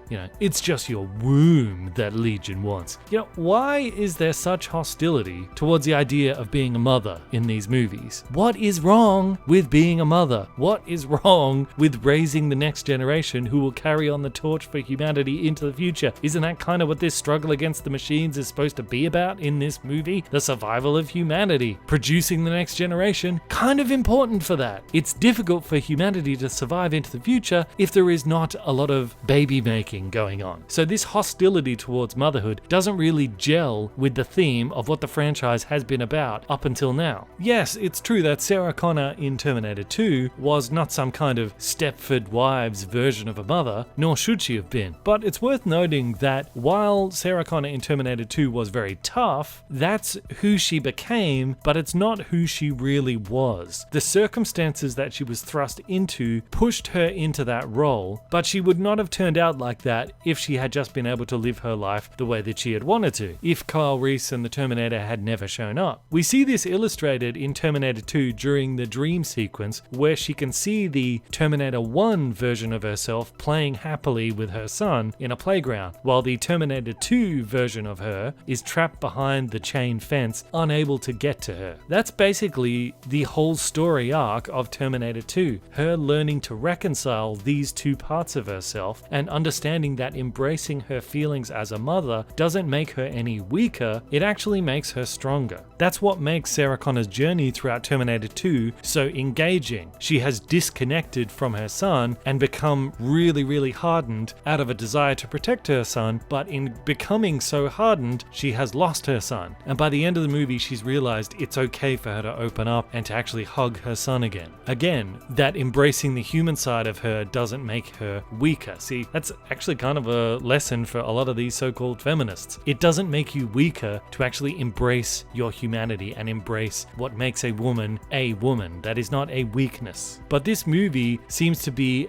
denigrating motherhood, saying that you are more important than the next generation. And I don't think that's what the Terminator franchise has ever been about. I think this movie only sees the surface layer of the Terminator franchise, the tough women, the guns, the explosions, the killer robots, people destined to do great things in the future, but it's completely missing the deeper theme of the franchise, that of self-sacrifice and of love, either of family or of humanity as a whole. This movie is about self-glorification, and not for any grander cause, but just because that's who you are, girl. You're special. You're awesome. Everybody thinks you're awesome. You go, girl. So we got self-sacrifice versus self-glorification. Pretty different. Terminator then tells that the reason that she didn't tell Danny this before was because future Danny told her not to. That past Danny wouldn't be able to handle being told just how awesome that she was, or that she's destined for greatness and that she can fart rainbows and poop diamonds and how she's the most important person that has ever existed in all of human history. Apparently that would be too much for her to handle. I don't know, Danny seems to be able to handle it just fine to me. I know it's a cliche they feel the need to put in these movies, but nah, I think you probably could have told Danny that right from the beginning. She would have been okay with it. Now the Rev 9 attacks them again, this time with a refueling plane that he hijacked. But what, you say? How is this possible? Wasn't he out in the middle of nowhere? How is he now suddenly on a plane up in the air chasing them? Did he run all the way back to the Air Force base from wherever it was that he landed, steal a big heavy refueling plane and fly all the way back and somehow manage to catch up to them? I feel like there was a connecting scene there that they must have cut out. Also, we see that Sarah Connor and the gang's plane has an escort of 2 fighter jets. Why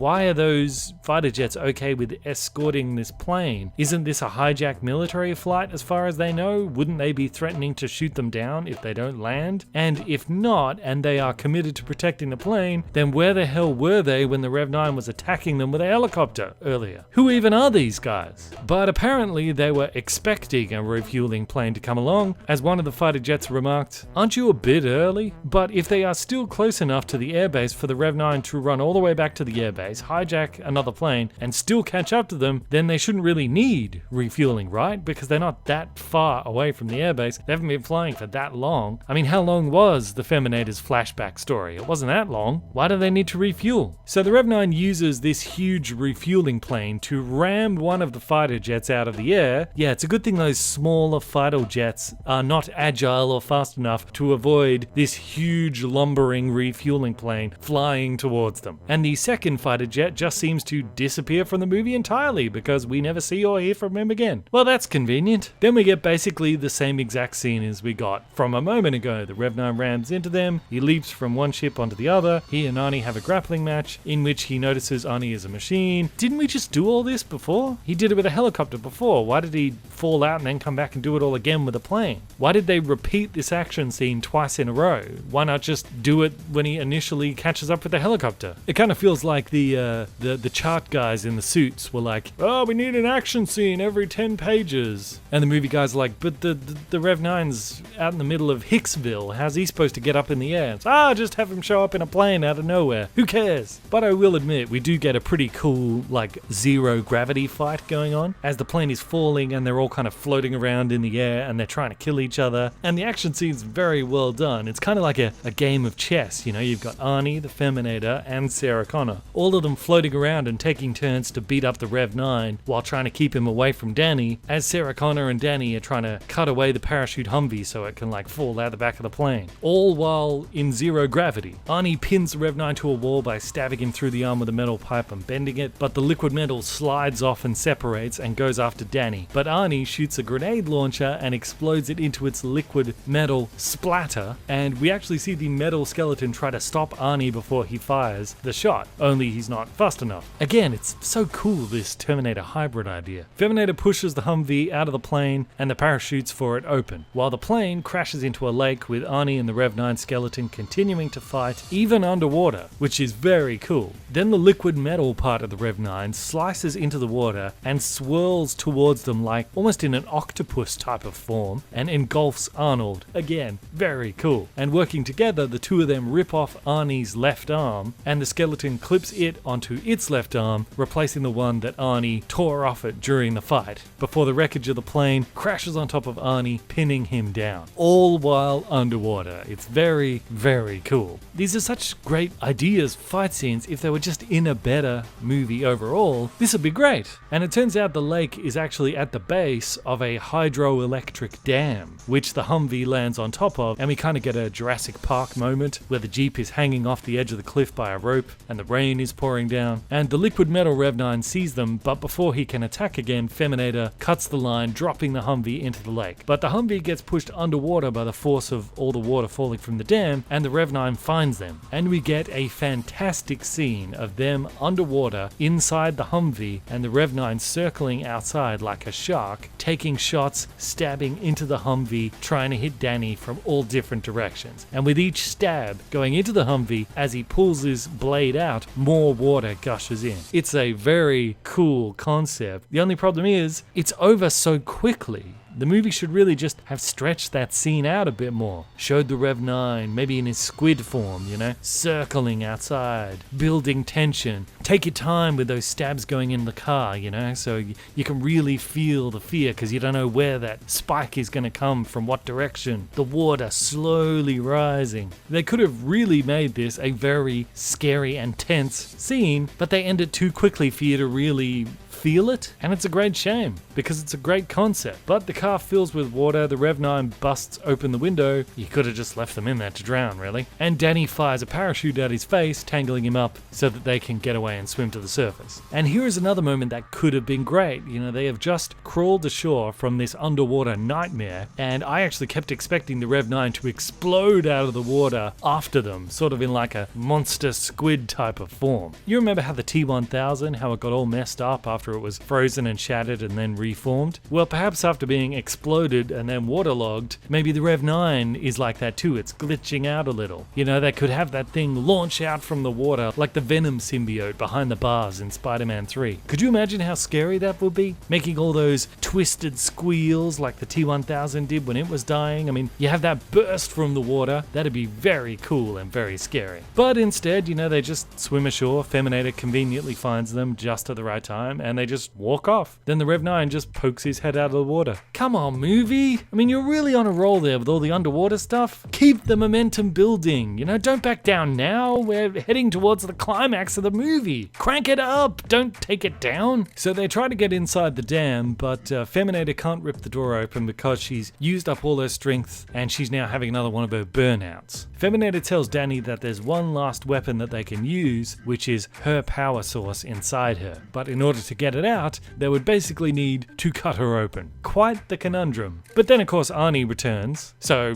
now they don't really need to use her power source, because he has a power source too that he can use. And he also conveniently shows up at exactly where they are and gives Feminator a shot of her magic super chemicals that he managed to take from the plane before it crashed, and the syringe somehow didn't get damaged in the crash or while it was underwater. Again, quite a coincidence, and Feminator injects herself. Arnie kicks the door open and they go inside. I'd just like to point out that it is a total accident that they just happened to crash right next to a hydroelectric dam. But it's a very useful accident because the turbines are effectively huge, powerful turning gears that could likely crush the skeleton part of the Rev 9. There might be some useful chemicals that are lying around that you could use to maybe dissolve the liquid metal part of the Rev 9, and the dam generates loads of electricity that they can use to fry both the skeleton and the liquid metal part of the Rev 9. Since the liquid metal part, when it separates, still does seem to retain part of the metal skull head part, indicating that there must be a physical hard drive floating around inside that liquid metal form somewhere. So an electric shock to the liquid metal form should also destroy the circuitry in the hard drive, just as it would destroy the circuitry in the skeleton. So an electric shock should work to take both halves of the Rev 9 out. And by a lucky coincidence, you're in the middle of a hydroelectric dam. That's what this dam does. It produces electricity. There's loads of electricity around you can use. It's a good thing they happen to crash right at the base of this dam. If they're smart and they actually utilize their environment here, they can take out the Rev 9 quite easily. Let's see how they go. So Danny gives a little speech saying this is our kill box, and then music kicks in, indicating that they're in their getting ready phase, preparing for the battle. And we see them pick up a few objects to hit the Rev 9 with. Arnie grabs a metal pipe, Feminator grabs the chain, and that's pretty much it.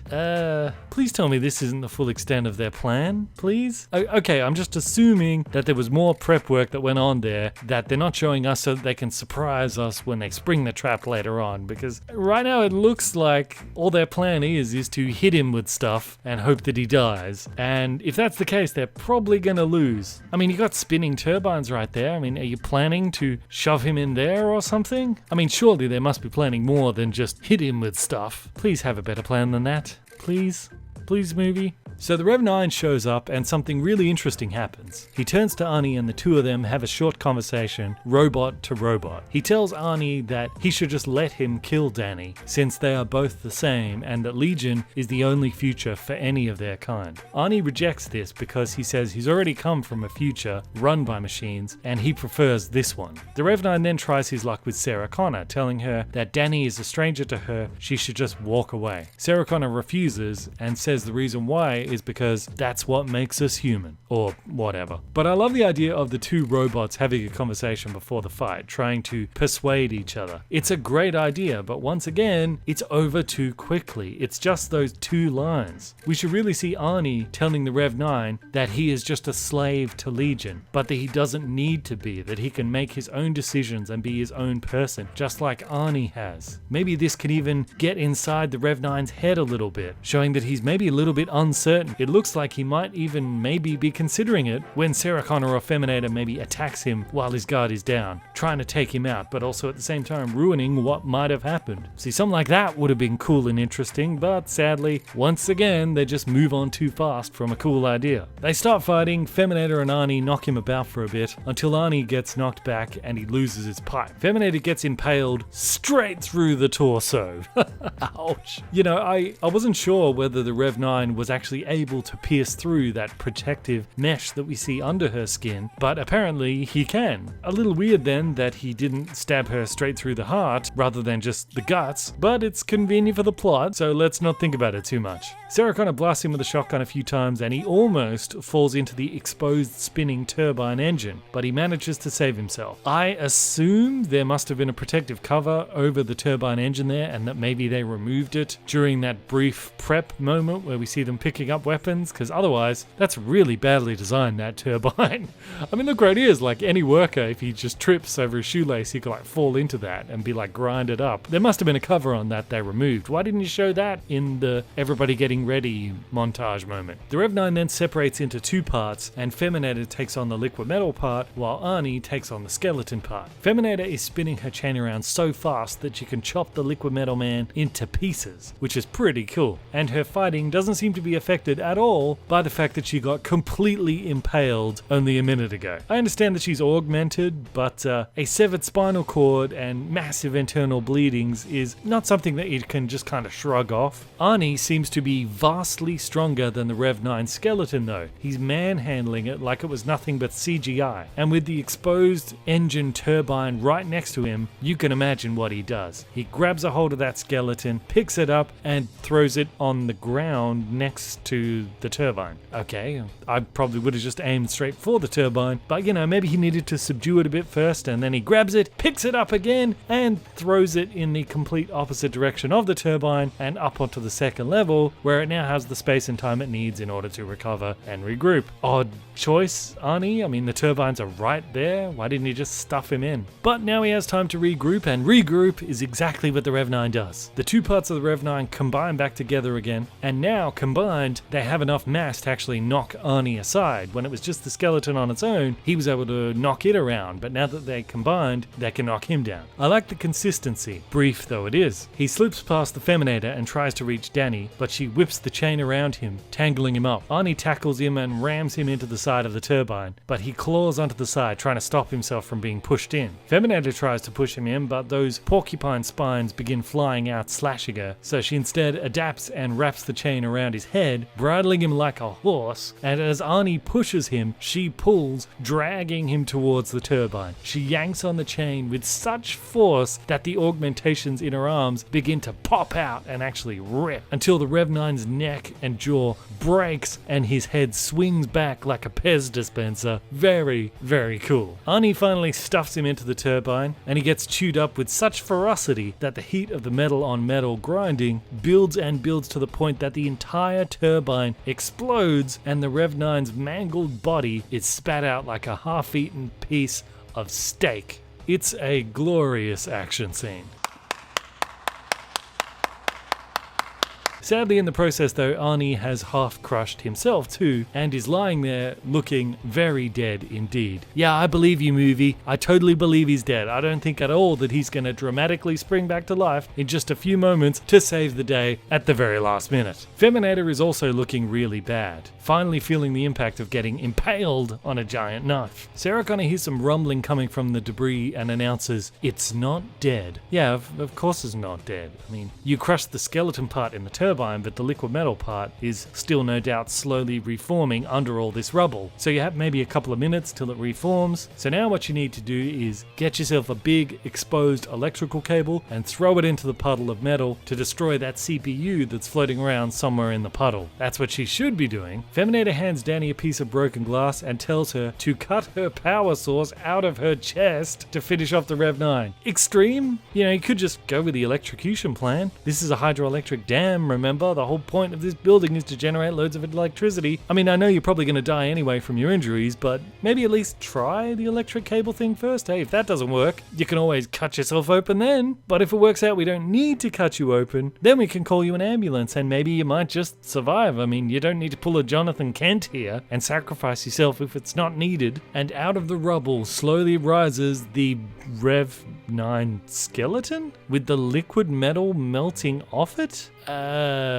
Why? Wouldn't the skeleton part be the one that's now destroyed by the turbine, but the liquid part is the part that is reforming? Why is the liquid part the one that's melting, but the skeleton part is still okay? Shouldn't it be the other way around? I mean, I know it got really hot in that turbine and there was an explosion, but remember that liquid guy got blown completely apart by a grenade launcher back on the plane, and it didn't start melting from that. It still managed to reform itself and then go swimming for like 20 minutes. And that explosion in the turbine was probably far less hot and far less powerful than the explosion from the grenade launcher. So I don't know why all of a sudden the liquid metal part is failing now when it really shouldn't. But, you know, let's not look a gift horse in the mouth, because the liquid metal part but is much more difficult to get rid of. The skeleton, looking at it now, I mean, it's mostly grinded up. I mean, it's only got one arm, it's limping. You could still fry it with electricity, or better yet, just kick him back into the turbine a second time. Or just pick another turbine and just kick him into that. Finishing him off now is actually pretty easy. But I guess since Arnie is dead, in air quotes, we're gonna need the Feminator to do it. Alright, Feminator, rally your strength, get up and shove that thing into a turbine. Oh! Ah! Wow, Danny's totally cutting her open to get the power source. Well, I guess we have to use the power source thing now. Now we got no other choice. You see, guys, this is what happens when you don't actually have a plan, guys. If you guys had actually thought through this plan a little bit on the plane, maybe the price of this victory might not have been so damn high. So Danny pulls it out of her and the Feminator dies. Sarah Connor gets slapped aside by the skeleton, and Danny grabs Sarah Connor's shotgun and wisely keeps her distance while blasting the Rev 9 skeleton a few times. After all you need is to knock this thing off its feet long enough to stab it with the Feminator's power source, and the job's done. Until she runs out of bullets. So, what does she do? Does she continue to keep her distance, maybe try to trip it with like the Feminator's chain, tangle it up, maybe bash it with a big pipe over the head until it falls over and you can stab it, maybe roll some barrels at its feet? I mean, the skeleton has only one arm and is limping like an old man. As long as you don't stupidly close the distance and grapple with it like it's a wrestling match, you should be okay here, Danny. So she immediately runs in and starts wrestling with it like this is some kind of high school gym wrestling practice, and predictably the Rev 9 smacks the power source out of her hand and starts strangling her to death on the spot. Yeah, that's our future military tactical genius right there. So now what does she do? There's a one-armed robot choking her to death. She's got maybe 10 seconds before she passes out. It's only got one hand and it's seriously damaged, so it doesn't have the full strength, otherwise her neck would be completely crushed right now. So what does she do? Does she maybe use both of her hands to get some leverage on the Rev 9, maybe its thumb, and like peel the grip off her throat? Does she put her feet up on the Rev 9's chest to try to push it off her? Does she maybe try to wriggle and grab and reach the power source? I mean, it's only just a few inches out of her grip. She could wriggle over that much and grab it and stab the Rev 9. Oh, no. She's got a much better idea. The Rev 9 is strangling her, so what does she do? She tries to strangle it. Yes. Strangle a machine. She tries to strangle a robot that doesn't breathe or even have a throat or lungs or anything. She tries to strangle it. Are you sure this girl is the savior of humanity? She seems to have worse survival instincts than a lemming. Yeah, shout out to anyone from the 90s who actually understands that reference. But let's not forget, this is a feminist movie. It's a girl power movie, proudly proclaiming that these women don't need no man. So of course, Sarah Connor screams at the supposedly dead Arnie to get up and save the damsel in distress, because girl power and all that. But forget about the obvious question of why Sarah Connor isn't just helping Danny herself. I mean, she just got slapped. It's not like she's like got a broken leg or something. But she's pleading with Arnie to get up and save Danny, and she calls him, you're not gonna believe this, she calls him Carl. What? But I thought she was never gonna call him that. That's an amazing turn of events, film. I totally didn't see that one coming. And then Arnie, what? He comes back to life to save the day. Oh, movie.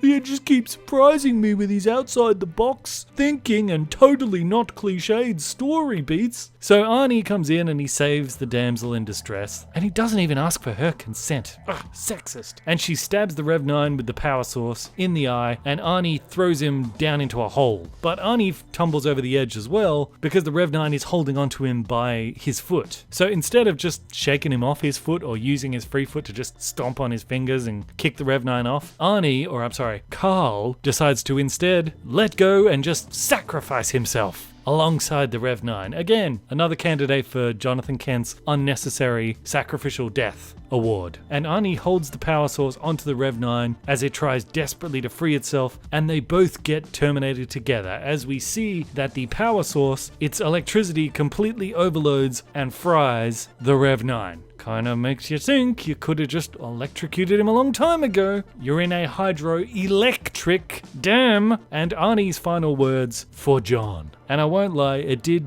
give me the feels to see Arnie saying goodbye to his last time in playing this role. It sucks to say goodbye to Arnie's Terminator, but I guess all good things must eventually be diversified. All good things must come to an end sooner or later. Danny says goodbye to the Feminator. Who cares? Then we cut to our final scene. A young Feminator playing in a playground with her parents while Danny watches her from the other side of the playground behind a chain link fence. Oh no. No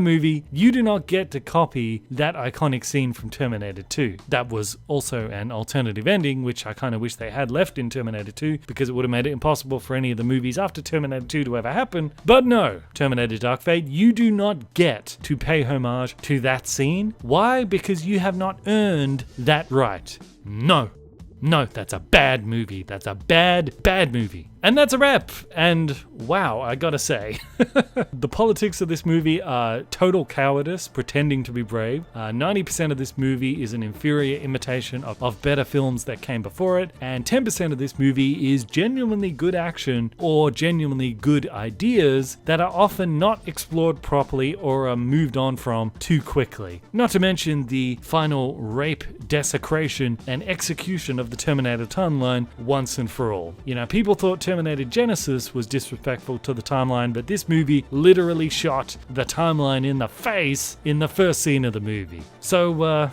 Terminator Dark Fate. Is it the worst Terminator movie ever? Probably not, but it was the wrong movie at the wrong time. And I find it funny that Hollywood still doesn't seem to understand what it is about characters like Sarah Connor from the original Terminator 2. She was a strong female character, but the Hollywood that we have today doesn't seem to understand what made her character appealing to all of us in the first place. And the honest fact that all of us know is we didn't care that Sarah Connor was a woman, just like we didn't care that Ripley was a woman. They were still cool characters and we liked them because they were well written and they were tough. They were not unrealistically tough, but they were tough. I don't think Tim Miller, or by extension Hollywood in general, really understands what actually makes a strong female character. I don't think Tim Miller understands what strength is or what women are really like. We're coming out of a strange time in Hollywood where we've had this wave of sort of wokeness coming through Hollywood, and with the notable exception of Captain Marvel, it's pretty much all been failures. So I just hope that finally Hollywood has gotten it through their thick skull that woke movies, feminist movies, are not a substitute for a good story and good, well-written, well-rounded characters. Focus on the story and the characters. That's what we go to a movie for. It's not to hear how woke everything is. We don't care about that. We care about being entertained. Back to basics, Hollywood. That's the lesson to learn here. Let's see how many more movies have to bomb before you figure that out. Or maybe if just all of Hollywood as a whole just needs to collapse and just die and just burn to death right before our eyes. A hideous monstrosity going up in flames. I'd be pretty much okay with that too. Streaming is the future anyway, so we don't really need Hollywood anymore. But one thing's for sure, this movie franchise has now been terminated. I am Bandit, this is Bandit Incorporated. Until next time, I will see you guys in the comments.